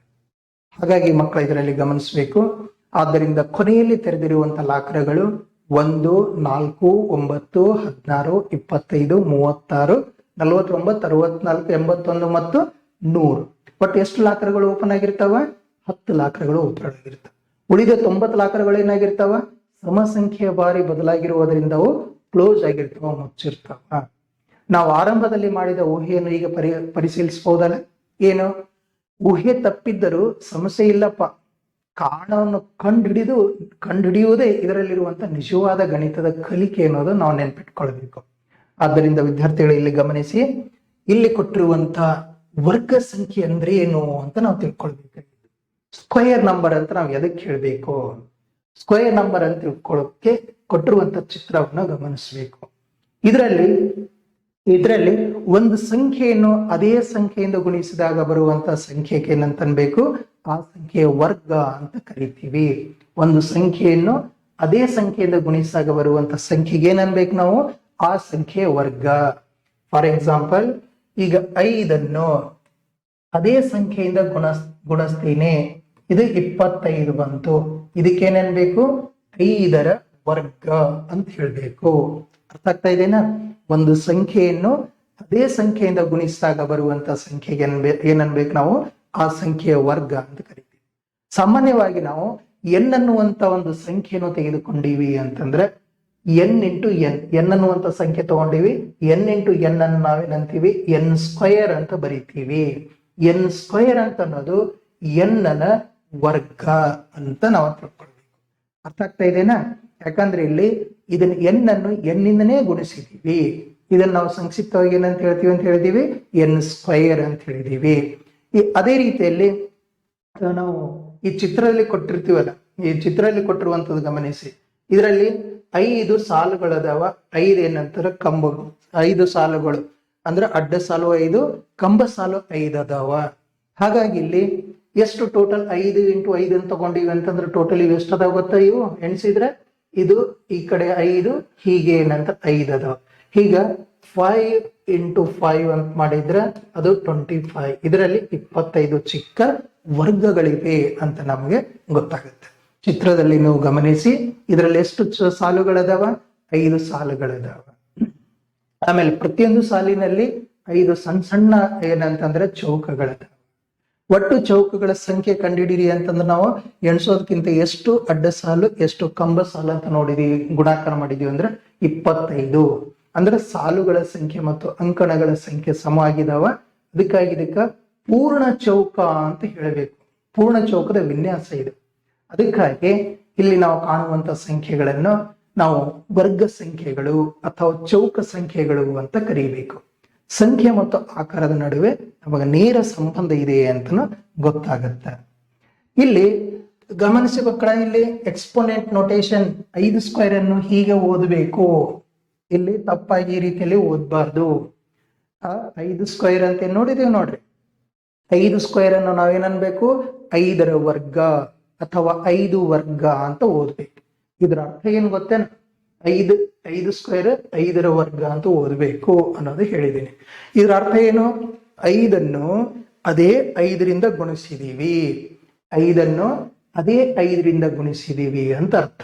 ಅಂದ್ರೆ ಇದು 5 ಇಂಟು 5 ಅಂತ ಅರ್ಥ. 5 ಸ್ಕ್ವೇರ್ ಅಂತಂದ್ರೆ 5 ಇಂಟು 2 ಅಂತ ಹೇಳಿ ಓದಬಾರ್ದಿದ್ದು. ನಾವು ಸಾಮಾನ್ಯವಾಗಿ ಮಕ್ಕಳು ಮಾಡುವಂತ ಒಂದು ಸಾಮಾನ್ಯ ತಪ್ಪಿದು.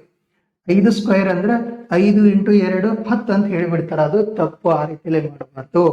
ಏನದು ಕರೆಕ್ಟ್ ಅಂತಂದ್ರೆ 5 2 ಬಾರಿ ಗುಣಿಸುವುದು ಅಂದ್ರೆ 5 ಅದೇರಿಂದನೇ ಗುಣಾಕಾರ ಮಾಡೋದು ಅಂತ ಅರ್ಥ. ಇಲ್ಲಿ ಮೇಲ್ಭಾಗದಲ್ಲಿರುವಂತ ಈ 2 ಗುಣಕ ಅಂತಾನೆ ಹೇಳ್ತೀವಲ್ಲ, ಇದನ್ನು ಸ್ಕ್ವೇರ್. ಇದನ್ನ ನಾವು 5 ಎಷ್ಟು ಬಾರಿ ಗುಣಾಕಾರ ಮಾಡಬೇಕು ಅನ್ನೋದನ್ನು ಸೂಚಿಸುವಂತ ಒಂದು ಘಾತ. ಹಾಗಾಗಿ 5 ಸ್ಕ್ವೇರ್ ಅಂದ್ರೆ 5 ಇಂಟು 2 ಅಲ್ಲಪ್ಪ ಅಂತ ನಾವು ತಿಳ್ಕೊಳ್ಬೇಕಾಗಿದ್ದು. ಇದ್ರ ಏನು ಹಂಗಾದ್ರೆ ಅಂತಂದ್ರೆ 5 ಸ್ಕ್ವೇರ್ ಅಂತಂದ್ರೆ 5 ಅದೇ 5ರಿಂದ ಗುಣಾಕಾರ ಮಾಡಿದೀವಿ ಅಂದ್ರೆ 2 ಬಾರಿ ಗುಣಿಸಿದೀವಿ, ಅದು 25. ಇದು ಮಕ್ಕಳು ಮಾಡುವಂತ ಒಂದು ಸಾಮಾನ್ಯ ತಪ್ಪು. ಆದ್ದರಿಂದ ಪ್ರತಿಯೊಂದು ಬಾರಿ ವರ್ಗ ಸಂಖ್ಯೆಯನ್ನು ಕಂಡಾಗ ನಾವೇನನ್ಬೇಕು? ಸಂಖ್ಯೆಯನ್ನು ಅದೇ ಸಂಖ್ಯೆಯಿಂದ ಗುಣಿಸ್ಬೇಕು ಅನ್ನೋದನ್ನು ಮನಸ್ಸಿನಲ್ಲಿ ಹೇಳ್ಕೊಳ್ಬೇಕು. ಇದನ್ನು ನೀವು ಅರ್ಥ ಮಾಡ್ಕೋಬೇಕು ಮಕ್ಕಳು. ಇನ್ನು ಇದರಲ್ಲಿ ಮೊದಲ 10 ಪೂರ್ಣ ವರ್ಗಗಳನ್ನು ಬರೆಯಬಹುದೇ? ಆರಾಮ್ ಮಾಡಬಹುದೇ? ಸ್ಕ್ವೇರ್ ಲಿಸ್ಟ್ ಮಾಡೋದಿದೆ. ಸ್ಕ್ವೇರ್ ಲಿಸ್ಟ್ ನೀವೆಲ್ಲರೂ ಮಾಡ್ತೀರಿ. ಈ ಸ್ಲೈಡ್ ನಲ್ಲಿ ಅಂತ ತೋರಿಸ್ತಾ ಇದ್ದೀನಲ್ಲ, ಇಲ್ಲಿ ಇರುವಂತ ಅಂಶಗಳನ್ನು ನೀವು ಮನಸ್ಸಿನಲ್ಲೇ ಅಥವಾ ನೋಟ್ಬುಕ್ ನಲ್ಲೇ ಗುಣಿಸಿ ಆನ್ಸರ್ ಮಾಡಬಹುದು. ಈಗ ಹೇಗೆ? ಈಗ 1 ಸ್ಕ್ವೇರ್ 2 ಸ್ಕ್ವೇರ್ 3 ಸ್ಕ್ವೇರ್ ಹೀಗೆ ಎಲ್ಲಿ ತನಕ ಹೇಳಿ ನಾನು 100 ಪೂರ್ಣ ವರ್ಗಗಳನ್ನು ಬರೆಯಬಹುದು ಎಂದು ಅಲ್ಲಿ ತನಕ ಕೇಳಿದೆ. ಪ್ರತಿ ಸಂಖ್ಯೆಯನ್ನು ಅದೇ ಸಂಖ್ಯೆಯಿಂದ ಗುಣಿಸ್ರಿ. ವರ್ಗಗಳ ಪಟ್ಟಿಯು ಮುಂದಿನ ಲೆಕ್ಕಗಳಿಗೆ ಸಹಾಯ ಮಾಡತ್ತ ಅನ್ನೋದನ್ನು ನೀವೆಲ್ಲ ನೆನ್ಪಿಟ್ಕೊಳ್ಬೇಕು.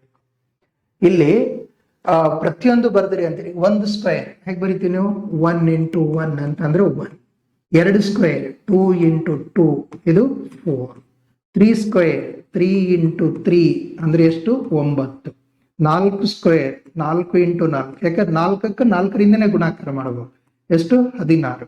5 ಸ್ಕ್ವೇರ್ 5 ಇಂಟು 5 ಎಷ್ಟಾಗತ್ತಿದು? 25. 6 ಸ್ಕ್ವೇರ್ 6 ಇಂಟು 6 ಅಂದ್ರೆ ಎಷ್ಟಾಯ್ತು? 36.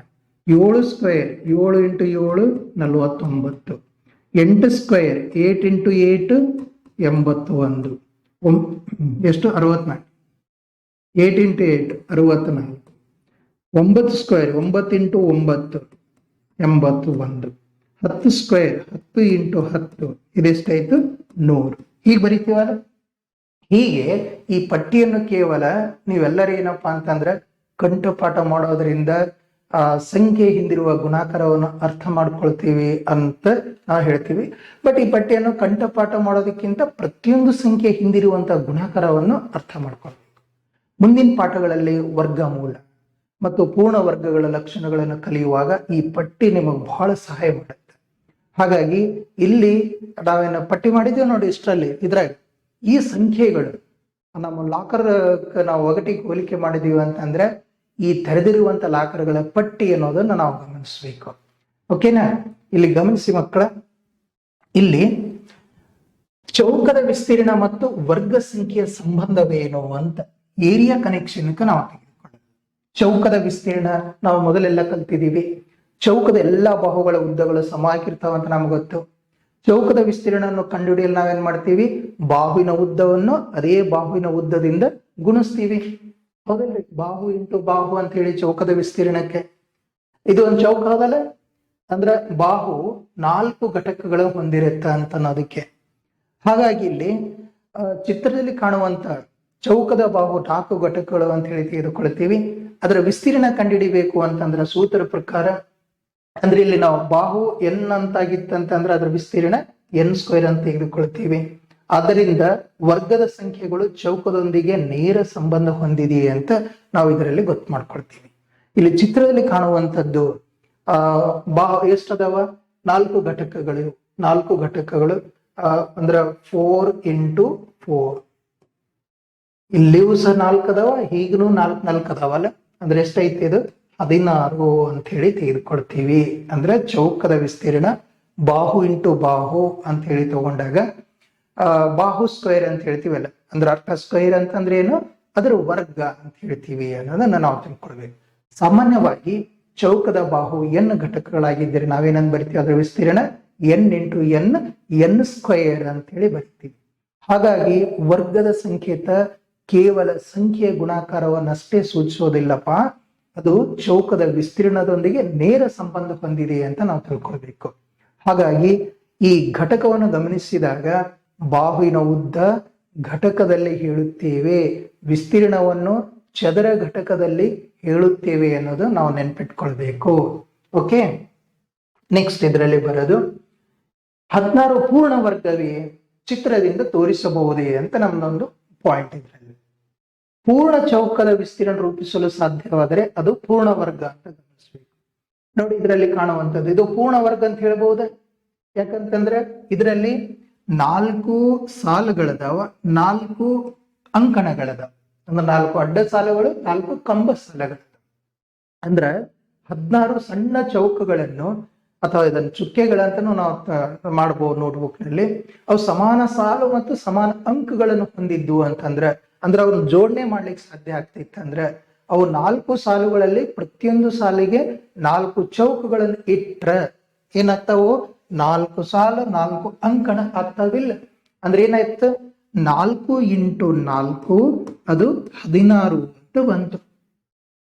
ಹಾಗಾಗಿ ಇಲ್ಲಿ ಏನಂತಾರೆ, ಈ ವಿನ್ಯಾಸದ ಹೊರ ಆಕಾರದ ಪೂರ್ಣ ಚೌಕ ಆಗತ್ತೆ. ಇದು ನೋಡಿದೀವಿ ಅಂತಂದ್ರೆ ಇದು ಪೂರ್ಣ ಚೌಕ ಆಗಿಬಿಡುತ್ತೆ. ಹಾಗಾಗಿ ಸಾಲುಗಳ ಸಂಖ್ಯೆ 4 ಮತ್ತು ಅಂಕಣಗಳ ಸಂಖ್ಯೆಯೂ ಸಹ 4 ಆಗಿದೆ. ಆದ್ದರಿಂದ 16ನ್ನು ಹೇಗೆ ಬರೀಬಹುದು? 4 × 4 ಅಂದ್ರೆ 4 ಸ್ಕ್ವೇರ್ ಅಂತ ಹೇಳಿ ಬರೀತೀವಿ. 16 ಒಂದು ಪೂರ್ಣ ವರ್ಗ ಸಂಖ್ಯೆ ಅಂತ ಹೇಳ್ತೀವಿ. ಹಾಗಾಗಿ ಇಲ್ಲಿ ಗಮನಿಸಿ ಮಕ್ಕಳೇ, ಒಂದು ಸಂಖ್ಯೆಯನ್ನು n × n ರೂಪದಲ್ಲಿ ಬರೀಲಿಕ್ಕೆ ಸಾಧ್ಯ ಆಗ್ತಿತ್ತು ಅಂತಂದ್ರೆ, ಒಂದು ಸಂಖ್ಯೆಯನ್ನು n × n ರೂಪದಲ್ಲಿ ಬರೀಲಿಕ್ಕೆ ಸಾಧ್ಯ ಆದ್ರೆ, ಅಥವಾ ಅಷ್ಟು ವಸ್ತುಗಳನ್ನು ಸಮಾನ ಸಾಲು ಮತ್ತು ಸಮಾನ ಅಂಕಣಗಳಲ್ಲಿ ಪೂರ್ಣವಾಗಿ ಚೌಕ ರೀತಿಯಲ್ಲಿ ಜೋಡಿಸ್ಲಿಕ್ಕೆ ಸಾಧ್ಯ ಆದ್ರೆ ಆ ಸಂಖ್ಯೆಯನ್ನು ಏನನ್ಬೇಕು ನಾವು? ಪೂರ್ಣ ವರ್ಗ ಸಂಖ್ಯೆಗಳು ಅಂತ ಹೇಳಿ ಗಮನಿಸು, ಅದನ್ನು ಹೇಳಬೇಕು. ಪೂರ್ಣ ವರ್ಗ ಸಂಖ್ಯೆಗಳು ಅಂತ ಹೇಳಿ ತೆಗೆದುಕೊಳ್ಬೇಕು. ಓಕೆ, ಇನ್ನು ಇದರಲ್ಲಿ ಈ ಚಿತ್ರವನ್ನು ಗಮನಿಸಿ. ಇದ್ರಾಗ 20 ವಸ್ತುಗಳದ, ಅಂದ್ರೆ 20 ಅನ್ನೋದು ಪೂರ್ಣ ವರ್ಗ ಆಗತ್ತೇನೋ ಅಂತ ನಾವು ಕೇಳುವಂತ ಒಂದು ಪ್ರಶ್ನೆ. ಇದನ್ನ ಚೌಕ ರೂಪದಲ್ಲಿ ಚೌಕವಾಗಿ ಜೋಡಿಸ್ಕೊಳ್ಳಿಕ್ಕೆ ಸಾಧ್ಯ ಆಗತ್ತೇನೋ? ಎಲ್ಲ ಸಂಖ್ಯೆಗಳು ಪೂರ್ಣ ವರ್ಗ ಆಗೋದಿಲ್ಲ ಅಂತ ಮೊದಲು ನಾವು ತಿಳ್ಕೋಬೇಕು. ಎಲ್ಲ ಸಂಖ್ಯೆಗಳು ಪೂರ್ಣ ಸಂಖ್ಯೆಗಳಾಗ್ತಾವೇನೋ, ಪೂರ್ಣ ವರ್ಗಗಳಾಗ್ತಾವೇನೋ? ಪೂರ್ಣ ಸಂಖ್ಯೆಗಳಾಗ್ತಾವ, ಕರೆಕ್ಟ್, ಬಟ್ ಪೂರ್ಣ ವರ್ಗಗಳಾಗಲ್ಲ ಅಂತ. ಎಲ್ಲಾ ಸಂಖ್ಯೆಗಳು ಪೂರ್ಣ ವರ್ಗಗಳಾಗುವುದಿಲ್ಲ. ಯಾಕಂತಂದ್ರೆ ಸಮಾನ ಸಾಲು ಮತ್ತು ಅಂಕಗಳ ಚೌಕ ಆಗ್ಬೇಕಾಗತ್ತ. 20 ಚೌಕವಾಗಿ ಪೂರ್ಣವಾಗಿ ಜೋಡಿಸ್ಲಿಕ್ಕೆ ಸಾಧ್ಯ ಇಲ್ಲ. ಯಾಕಂತಂದ್ರೆ ಇದನ್ನ ಜೋಡಿಸ್ಲಿಕ್ಕೆ ಸಾಧ್ಯ ಏನ್ರಿ? ಎಷ್ಟಾಗತ್ತೆ ನೋಡ್ರಿ ಇದು. ಈಗ 1 2 3 4 ಅದಾವ. ಇದನ್ನು ಅಡ್ಡಿಸಲ್ ನೋಡಿದ್ರೆ 1 2 3 4 5 ಅದಾವ. ಅಂದ್ರೆ 4 × 5 20 ಆಯತ ಐತದು. ಇದು ನೋಡಿದ್ರೆ ಆಯತ ಆಗತ್ತಿಲ್ರಿ, ಇದು ವರ್ಗ ಅಲ್ಲ. ಹಾಗಾಗಿ 20 ವಸ್ತುಗಳನ್ನು ಸಮಾನ ಸಾಲು ಮತ್ತು ಅಂಕಗಳ ಚೌಕವಾಗಿ ಜೋಡಿಸ್ಲಿಕ್ಕೆ ಸಾಧ್ಯ ಆಗೋದಿಲ್ಲ. ಆದ್ದರಿಂದ ಇಲ್ಲಿ 4 ಸಾಲುಗಳು ಮತ್ತು 5 ಅಂಕಗಳದಾವ. ಇದು ಆಯತ ಆಗತ್ತ, ಚೌಕ ಆಗ್ಲಿಕ್ಕೆ ಸಾಧ್ಯ ಇಲ್ಲ. 20 ಹೇಗ್ ಬರೀಬಹುದಪ್ಪ ನಾವು? 20 ಹೇಗ್ ಬರೀಬಹುದು? 1 × 20 ಅಥವಾ 2 × 10 ಅಂತ ಬರೀಬಹುದು ಅಷ್ಟೇ. ಇದನ್ನು ಬರೀಲಿಕ್ಕೆ ಆಗತ್ತೆ. ಈ ಜೋಡಿಗಳಲ್ಲಿ 2 ಸಂಖ್ಯೆಗಳು ಸಮ ಆಗಲ್ಲ. ಹಾಗಾಗಿ ಹೇಳ್ತೀವಿ, ಈಗ 4 ಸ್ಕ್ವೇರ್ ನಲ್ಲಿ ನೋಡಿದೀವಿ ಅಂತಂದ್ರೆ 16 ಅಂತ ಬರ್ದೀವಿ. 4 ಸ್ಕ್ವೇರ್ ಅಂದ್ರೆ 16 ಬರ್ದೀವಿ. 5 ಸ್ಕ್ವೇರ್ ನೋಡಿದ್ರೆ 25 ಅಂತ ಬರೀತೀವಿ. 5 ಸ್ಕ್ವೇರ್ ಅಂದ್ರೆ ಎಷ್ಟಾಯ್ತು? 25 ಆಯ್ತು. ಇಲ್ಲಿ 20ರ ಈ ಮಧ್ಯದಲ್ಲಿ ಬರ್ತಾವ. 20 ಇವು 2ರ ಮಧ್ಯದಲ್ಲಿ ಬರ್ತಾವ. ಎದ್ರಾಗ 4 4ರ ವರ್ಗ ಮತ್ತು 5ರ ವರ್ಗ, ಇದ್ರ ಮಧ್ಯದಲ್ಲಿ 20 ಬರುತ್ತೆ. ಇದ್ರ ಮಧ್ಯದಲ್ಲಿ 20 ಬರುತ್ತೆ.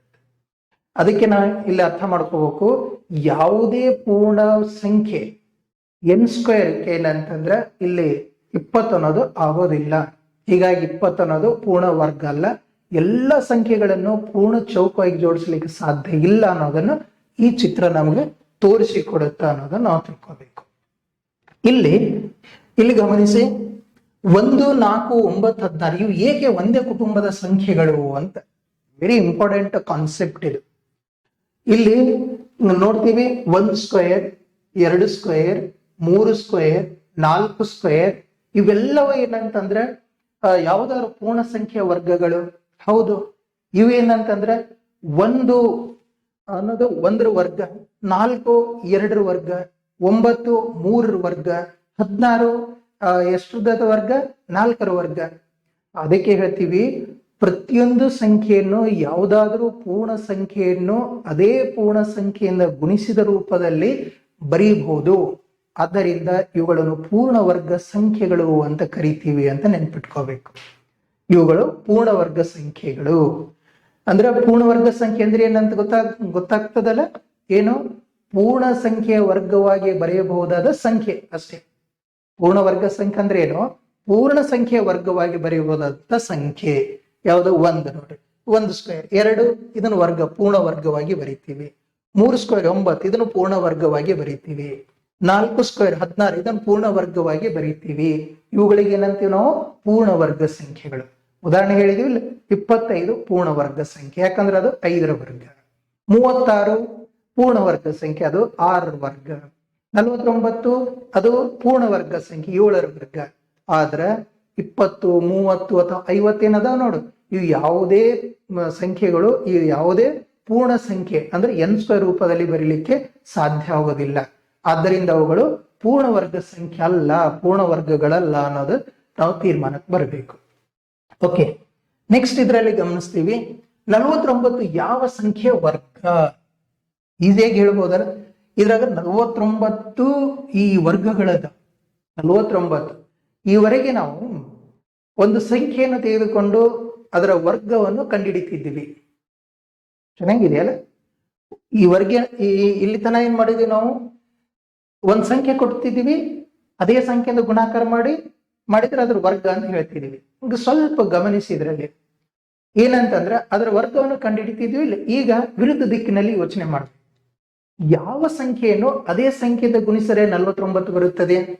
ಯಾವ ಸಂಖ್ಯೆಯಿಂದ ಯಾವ ಸಂಖ್ಯೆ? ಈಗ ಫಾರ್ ಎಕ್ಸಾಂಪಲ್ ಈಗ ನೋಡಿ, ಈಗ 25 ತಗೊಂಡೆ ಅಂತಂದ್ರೆ ಈ 25 ಬರಬೇಕಾದ್ರೆ ಯಾವ ಸಂಖ್ಯೆಯನ್ನು ಅದೇ ಸಂಖ್ಯೆಯನ್ನು ಗುಣಾಕಾರ ಮಾಡಿದ್ರೆ ಬರುತ್ತೆ ಅಂತ ಕೇಳಿದ್ರೆ 5ಕ್ಕೆ 5ರಿಂದ ಗುಣಾಕಾರ ಮಾಡಿದ್ರೆ 25 ಬರುತ್ತಿಲ್ಲ. ಹಾಗಾಗಿ ಇಲ್ಲಿ 49 ಬರಬೇಕು ಅಂತಂದ್ರೆ ಯಾವ ಸಂಖ್ಯೆಯನ್ನು ಅದೇ ಸಂಖ್ಯೆದ ಗುಣಾಕಾರ ಮಾಡಬೇಕು? 7ನ್ನು 7ರಿಂದ ಗುಣಾಕಾರ ಮಾಡ. ಇನ್ನೊಂದು ಎಕ್ಸಾಂಪಲ್, 36 ಬರಬೇಕು ಅಂತಂದ್ರೆ ಯಾವ ಸಂಖ್ಯೆಯನ್ನು ಅದೇ ಸಂಖ್ಯೆಯಿಂದ ಗುಣಾಕಾರ ಮಾಡಿದ್ರೆ ಬರುತ್ತೆ? 6ನ್ನು 6ರಿಂದ ಗುಣಾಕಾರ ಮಾಡಿದ್ರೆ 36 ಬರುತ್ತೆ. ಹೌದಿಲ್ಲ?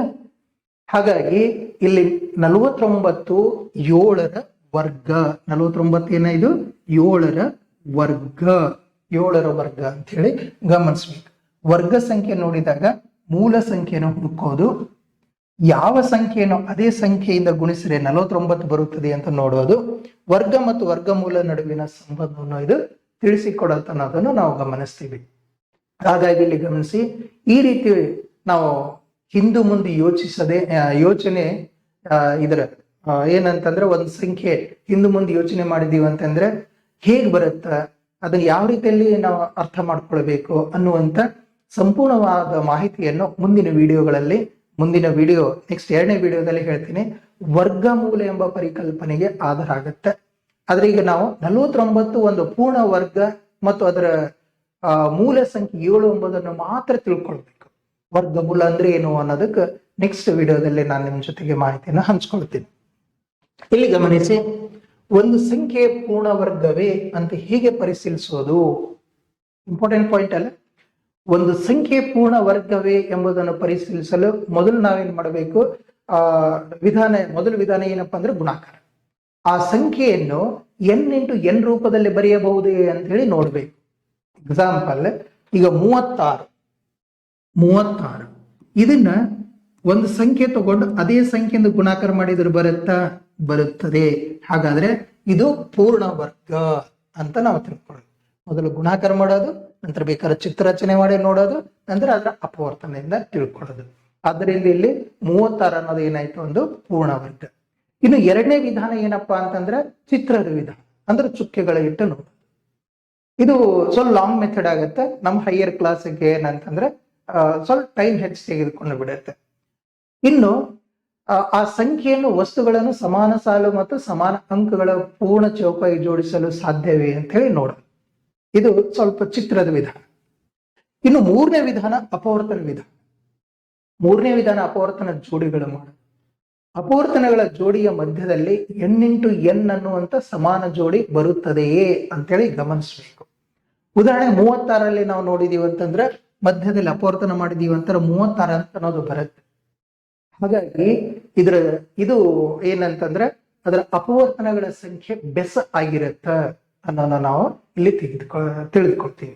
ಈ 3 ವಿಧಾನಗಳು ಒಂದೇ ಪರಿಕಲ್ಪನೆಯನ್ನು ಬೇರೆ ಬೇರೆ ರೀತಿಯಲ್ಲಿ ಒಂದು ಗುಣಾಕಾರ, ಇನ್ನೊಂದು ಆಕಾರ, ಇನ್ನೊಂದು ಅಪವರ್ತನ.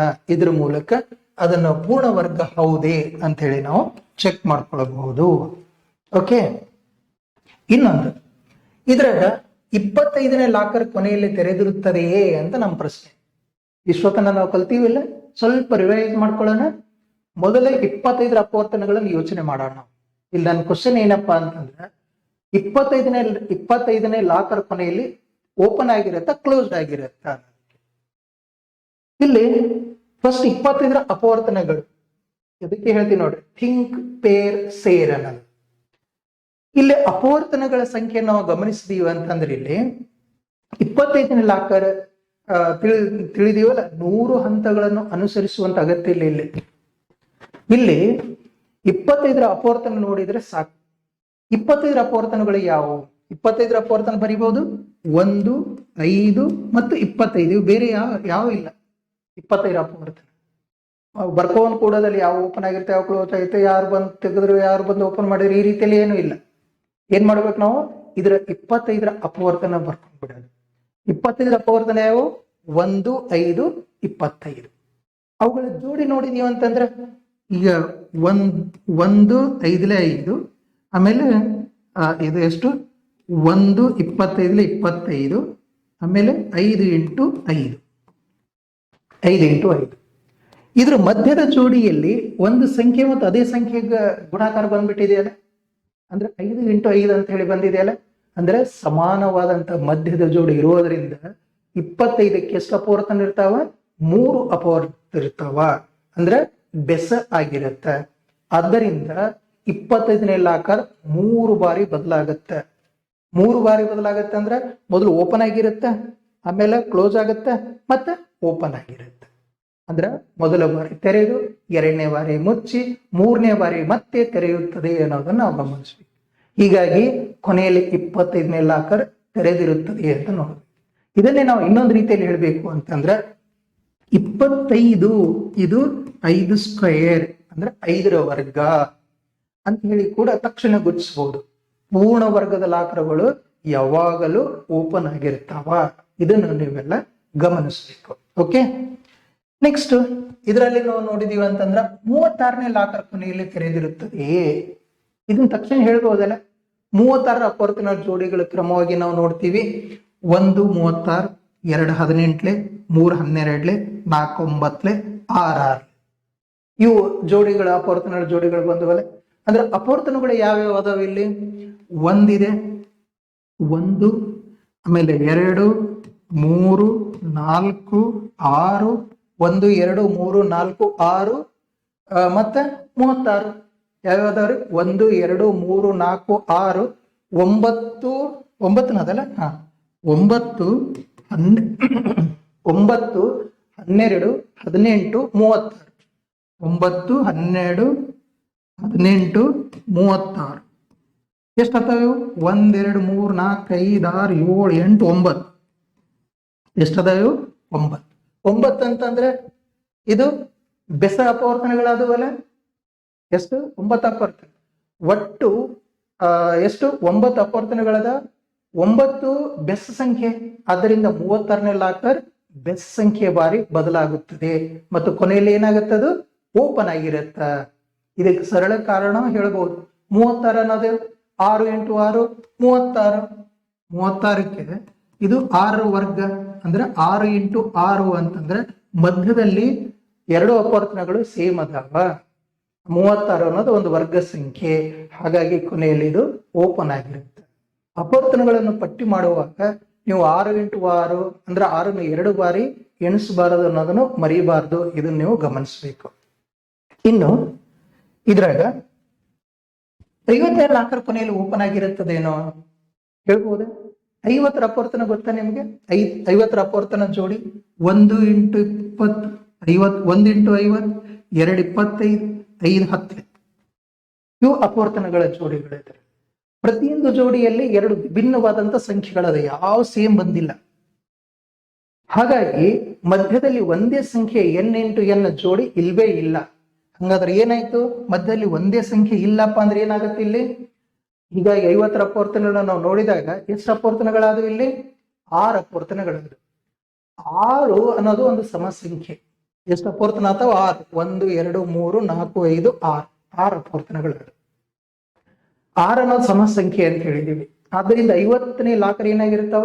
ಸಮ ಸಂಖ್ಯೆಯ ಬಾರಿ ಬದಲಾಗುತ್ತೆ ಮತ್ತು ಕೊನೆಯಲ್ಲಿ ಅದು ಮುಚ್ಚಿರುತ್ತದೆ ಅಂತ ನಾವು ಗಮನಿಸ್ಬೇಕು. ಅಥವಾ 50 ಪೂರ್ಣ ವರ್ಗ ಅಲ್ಲ, ಇದನ್ನು ನಾವು ನೋಡಬಹುದು. ಯಾಕೆ ಪೂರ್ಣ ವರ್ಗ ಅಲ್ಲ? 50 ಇದು 7 ಸ್ಕ್ವೇರ್ ಅಂದ್ರೆ 49 ಮತ್ತು 8 ಸ್ಕ್ವೇರ್ ಅಂದ್ರೆ 64ರ ಮಧ್ಯದಲ್ಲಿ ಇರುತ್ತೆ. ಅದರ ಮಧ್ಯದಲ್ಲಿ ಇರುತ್ತೆ. ಈ ಎರಡೂ ಪೂರ್ಣ ವರ್ಗಗಳ ನಡುವೆ ಇರುತ್ತೆ ಅನ್ನೋದು ಗೊತ್ತು ಮಾಡ್ಕೋಬೇಕು. ಹಾಗಾಗಿ 50 = n ಸ್ಕ್ವೇರ್ ಆಗುವಂತೆ ಯಾವುದೇ ಪೂರ್ಣ ಸಂಖ್ಯೆ n ನಲ್ಲಿ ಇಲ್ಲ. ಇಲ್ಲಿ 49ಕ್ಕೆ ತುಂಬಾ ಹತ್ತಿರ ಇದೆ ಅಂತ ಅನ್ನುವಂತ ಕಾರಣದಿಂದ 50 ಪೂರ್ಣ ಸಂಖ್ಯೆ ಅಲ್ಲ, ಪೂರ್ಣ ವರ್ಗ ಅಲ್ಲ. ಅದು ಪೂರ್ಣ ಸಂಖ್ಯೆ ಅಂತ ಅನ್ನೋದಲ್ಲ, 50 ಪೂರ್ಣ ವರ್ಗ ಅಲ್ಲ ಅನ್ನೋದನ್ನ ನೋಡ್ಬೇಕು. ಅದು ಯಾವಾಗಲೂ ಪೂರ್ಣ ವರ್ಗ ಆಗ್ಬೇಕು ಅಂದ್ರೆ ಅದು ಎನ್ ಇಂಟು ಎನ್ ರೂಪದಲ್ಲಿರ್ಬೇಕು ಅನ್ನೋದನ್ನ ನಾವು ಇಲ್ಲಿ ಅರ್ಥ ಮಾಡ್ಕೋಬೇಕು. ಇನ್ನು ಇದ್ರಾಗ ಇಂದಿನ ಮುಖ್ಯ ರಹಸ್ಯವನ್ನು ಒಂದು ವಾಕ್ಯದಲ್ಲಿ ಹೇಳಿಬಿಡ. ಏನಪ್ಪ ಇದ್ರ ಒಂದು ಸಮ್ಮರಿ. ಲಾಕರ್ ಒಗಟು ಏನು? ಅದು ಅಪವರ್ತನಗಳು, ಪೂರ್ಣ ವರ್ಗಗಳು. ಇದಕ್ಕೆ ಸಂಬಂಧ ಇಷ್ಟೇ ಇದೆ ನೋಡಿ. ಇದರಲ್ಲಿ ಕಂಪ್ಲೀಟ್ ಆದಂತ ಸೊಲ್ಯೂಷನ್. ಇಂದಿನ ಪಾಠದಲ್ಲಿ ನಾವು ಒಂದು ಒಗಟ್ಟಿನಿಂದ ಆರಂಭಿಸಿ ವರ್ಗ ಸಂಖ್ಯೆಯ ಪರಿಕಲ್ಪನೆಗೆ ಬಂದೀವಿ ಅಂತ ನಮಗನಿಸ್ತದೆ. ಒಂದು ಲಾಕರ್ ಅನ್ನು ಯಾವ ವಿದ್ಯಾರ್ಥಿಗಳು ಬದಲಾಯಿಸ್ತಾರೆ ಎಂಬುದು ಆ ಲಾಕರ್ ಸಂಖ್ಯೆಯ ಅಪವರ್ತನಗಳಿಂದ ನಿರ್ಧಾರ ಆಗುತ್ತೆ. ಆದ್ದರಿಂದ ಬದಲಾವಣೆಗಳ ಸಂಖ್ಯೆ ಅಪವರ್ತನಗಳ ಸಂಖ್ಯೆಗೆ ಸಮನಾಗಿರುತ್ತೆ ಅನ್ನೋದನ್ನು ನಾವು ತಿಳ್ಕೊಳ್ಬೇಕು. ಹಾಗಾಗಿ ಇಲ್ಲಿ ಸಾಮಾನ್ಯವಾಗಿ ಅಪವರ್ತನಗಳು ವಿಭಿನ್ನ ಜೋಡಿಗಳಾಗಿ ಬರ್ತವೆ. ಆದ್ದರಿಂದ ಅವುಗಳ ಸಂಖ್ಯೆ ಸಮವಾಗ್ತವ. ಆದ್ರೆ ಪೂರ್ಣವರ್ಗ ಸಂಖ್ಯೆಯಲ್ಲಿ ಎನ್ ಇಂಟು ಎನ್ ಎಂಬ ಒಂದೇ ಸಂಖ್ಯೆಯ ಮಧ್ಯದ ಜೋಡಿ ಬರುತ್ತೆ. ಆ ಅಪವರ್ತನಗಳನ್ನು ನಾವು ಒಂದು ಬಾರಿ ಮಾತ್ರ ಎಣಿಸುವುದರಿಂದ ಒಟ್ಟು ಅಪವರ್ತನಗಳ ಸಂಖ್ಯೆ ಏನಾಗುತ್ತೆ, ಅದರಲ್ಲಿ ಯಾವುದು ಪೂರ್ಣವರ್ಗದಲ್ಲಿ ಬೆಸ ಆಗಿರುತ್ತೆ. ಹಾಗಾಗಿ ಬೆಸ ಬಾರಿ ಬದಲಾಗುವಂತ ಲಾಕರ್ಗಳು ಕೊನೆಯಲ್ಲಿ ಓಪನ್ ಆಗಿರ್ತಾವ. ಹೀಗಾಗಿ 100 ಲಾಕರ್ಗಳಲ್ಲಿ ಪೂರ್ಣವರ್ಗ ಸಂಖ್ಯೆಗಳು 1, 4, 9, 16 ಈ ರೀತಿಯಲ್ಲಿ 100 ತನಕ ಬರ್ದೀವಿ ನೋಡ್ರಿ. ಈ ಲಾಕರ್ಗಳು 1, 4, 9, 16, 25, 36, ಆಮೇಲೆ 49, 64, 81 ಮತ್ತು 100ನೇ ಲಾಕರ್ಗಳು ಮಾತ್ರ ಓಪನ್ ಆಗಿರ್ತಾವ. ಉಳಿಕಿದೆಲ್ಲ 90 ಲಾಕರ್ಗಳು ಕ್ಲೋಸ್ಡ್ ಆಗಿರ್ತಾವ. ವರ್ಗ ಸಂಖ್ಯೆ ಅಂದ್ರೆ ಏನು ಅಂತ ನಾವು ನೋಡಿದ್ದೀವಿ. ವರ್ಗ ಸಂಖ್ಯೆ ಅಂದ್ರೆ ಒಂದು ಸಂಖ್ಯೆಯನ್ನು ಅದೇ ಸಂಖ್ಯೆಯಿಂದ ಗುಣಿಸಿದಾಗ ಬರುವಂತ ಸಂಖ್ಯೆ. ಇನ್ನೊಂದು ಬಾರಿ ಗಮನಿಸ್ಬೇಕು. ಎನ್ ಇಂಟು ಎನ್ ಅಂತಂದ್ರೆ ಎನ್ ಸ್ಕ್ವೇರ್ ರೂಪದಲ್ಲಿ ಬರೀಲಿಕ್ಕೆ ಸಾಧ್ಯವಾಗುವಂತ ಸಂಖ್ಯೆಗಳು, ಅವುಗಳಿಗೆ ವರ್ಗ ಸಂಖ್ಯೆಗಳು. ಮಕ್ಕಳ ಇಲ್ಲಿ ಗಮನಿಸಿ, ಈ ವಾಕ್ಯ ನೆನ್ಪಿಡಿ. ಪೂರ್ಣ ವರ್ಗಕ್ಕೆ ಬೆಸ ಸಂಖ್ಯೆಯ ಅಪವರ್ತನಗಳಿರ್ತಾವ, ಆದ್ದರಿಂದ ಅದರ ಲಾಕರ್ಗಳು ಓಪನ್ ಆಗಿರ್ತಾವ ಅಂತ ನಾವು ಇಲ್ಲಿ ತಿಳ್ಕೊಳ್ಬೇಕು. ಇಲ್ಲಿ ಮತ್ತೊಂದು ಗಮನಿಸ್ಬೇಕು. ನೀವು ಒಂದು ಹೋಮ್ವರ್ಕ್ ಮಾಡ್ಕೊಳ್ರಿ. ಇದನ್ನ 1ರಿಂದ 100ವರೆಗಿನ ಪೂರ್ಣ ವರ್ಗಗಳನ್ನು ನೀವು ಪಟ್ಟಿ ಮಾಡ್ಕೊಳ್ಬೇಕು. ಇಂದಿನ ಪಾಠವನ್ನು ನೀವು ಸ್ವಂತ ಪರಿಶೀಲಿಸಲು 4 ಚಿಕ್ಕ ಕೆಲಸಗಳನ್ನು ಮಾಡಬೇಕು. ಮೊದಲನೇದಾಗಿ 1ರಿಂದ 100ವರೆಗಿನ ಪಟ್ಟಿ ಮಾಡಬೇಕು. 1ರಿಂದ 100ವರೆಗೆ ಅಂದ್ರೆ 1 square is equal to 100 square ಅಂದ್ರೆ 1ರಿಂದ 100ವರೆಗಿನ ವರ್ಗ ಸಂಖ್ಯೆಗಳನ್ನು ಬರೆಯೋದು. ಅಂದ್ರೆ 1 ಸ್ಕ್ವೇರ್, 2 ಸ್ಕ್ವೇರ್, 3 ಸ್ಕ್ವೇರ್, 4 ಸ್ಕ್ವೇರ್ ಅಂದ್ರೆ 10 ಸ್ಕ್ವೇರ್ ತನ ಆದ್ರೆ ಮಿನಿಮಮ್ ಬರಬೇಕು. ಉದಾಹರಣೆಗೆ 6 ಸ್ಕ್ವೇರ್ ಅಂತ ಬರೀತಿರ್ಲಿಲ್ಲ, 6 ಇಂಟು 6 ಇಸ್ ಈಕ್ವಲ್ ಟು 36 ಅಂತ ರೂಪದಲ್ಲಿ ಬರೀಬೇಕು. ಹೆಂಗ್ ಬರೀಬೇಕು? 6 ಸ್ಕ್ವೇರ್ ಅಂತಂದ್ರೆ ನೀವು ಬರೆಯೋದು 6 ಸ್ಕ್ವೇರ್ ಅಂದ್ರೆ 6 ಇಂಟು 6 36. ಈ ರೂಪದಲ್ಲಿ ನೀವು ಏನಂತಂದ್ರೆ 10 ಸ್ಕ್ವೇರ್ ಅಂದ್ರೆ 10 ಇಂಟು 10 100 ಈ ರೂಪದಲ್ಲಿ ಬರೀಬೇಕು. ಓಕೆ. ಹಾಗಾಗಿ ಇಲ್ಲಿ ಎರಡನೇದು 25, 36, 49ಗಳಿಗೆ ಅಪವರ್ತನಗಳ ಪಟ್ಟಿಯನ್ನು ಬರೀಬೇಕು. ಪ್ರತಿಯೊಂದು ಅಪವರ್ತನಗಳ ಸಂಖ್ಯೆ ಬೆಸವಾಗಿರುವುದನ್ನು ಗಮನಿಸಬೇಕು. ಮೂರನೇದು 20 ಮತ್ತು 50ರ ಪೂರ್ಣ ವರ್ಗಗಳಲ್ಲ ಎಂಬುದನ್ನು ಕಾರಣ ಸಮೇತ ಬರೀಬೇಕು. ಕೇವಲ ಅಲ್ಲ ಅಂತ ಬರೆಯೋದಲ್ಲ, ಅವುಗಳನ್ನು ಎನ್ ಇಂಟು ಎನ್ ರೂಪದಲ್ಲಿ ಬರೆಯಲು ಸಾಧ್ಯವಿಲ್ಲ, ಅಥವಾ ಸಮಾನ ಸಾಲು ಅಥವಾ ಅಂಕಣಗಳ ಚೌಕವಾಗಿ ಜೋಡಿಸಲು ಸಾಧ್ಯವಿಲ್ಲ ಅಂತೇಳಿ ವಿವರಿಸಬೇಕು. ನಾಲ್ಕನೇದಾಗಿ ಏನಂತಂದ್ರೆ 1ರಿಂದ 100ವರೆಗಿನ ಸಂಖ್ಯೆಗಳ ಪಟ್ಟಿಯಲ್ಲಿ ಪೂರ್ಣ ವರ್ಗಗಳಿಗೆ ವೃತ್ತ ಹಾಕಬೇಕು. ನಿಮ್ಮ ಉತ್ತರ ಏನಾಗಿರುತ್ತೆ ಅಂದ್ರೆ 1, 4, 9, 16, 25, 36, 49, 64, 81 ಮತ್ತು 100 ಆಗಿರಬೇಕು. ಮುಂದಿನ ವಿಡಿಯೋದಲ್ಲಿ ನಾವು ಪೂರ್ಣ ವರ್ಗಗಳ ಲಕ್ಷಣಗಳೇನು ಮತ್ತು ಆಸಕ್ತಿದಾಯಕ ವಿನ್ಯಾಸಗಳನ್ನು ಕಲಿತೀವಿ. ವರ್ಗ ಸಂಖ್ಯೆಯ ಕೊನೆಯ ಅಂಕಿ ಹೇಗಿರಬಹುದು, ಬೆಸ ಸಂಖ್ಯೆಗಳ ಮೊತ್ತದಿಂದ ವರ್ಗ ಹೇಗೆ ನಿರ್ಮಾಣವಾಗುತ್ತದೆ ಮತ್ತು ಚೌಕ ವಿನ್ಯಾಸಗಳಲ್ಲಿ ಯಾವ ನಿಯಮಗಳು ಅಡಗಿವೆ ಎಂಬುದನ್ನು ನಾವು ಪರಿಶೀಲಿಸ್ತೀವಿ. ಹಾಗಾಗಿ ಇಂದಿನ ವಿಡಿಯೋ ಪಾಠವನ್ನು ಗಮನದಿಂದ ನೋಡಿದಂತ ನಿಮ್ಗೆಲ್ಲರಿಗೂ ಧನ್ಯವಾದಗಳು. ಅಭ್ಯಾಸ ಪ್ರಶ್ನೆಗಳನ್ನು ತಪ್ಪದೇ ಬಿಡಿಸಿ ಮತ್ತೆ ಮುಂದಿನ ಪಾಠದಲ್ಲಿ ಭೇಟಿಯಾಗೋಣ. ಎಲ್ಲರಿಗೂ ನಮಸ್ಕಾರ, ಧನ್ಯವಾದಗಳು.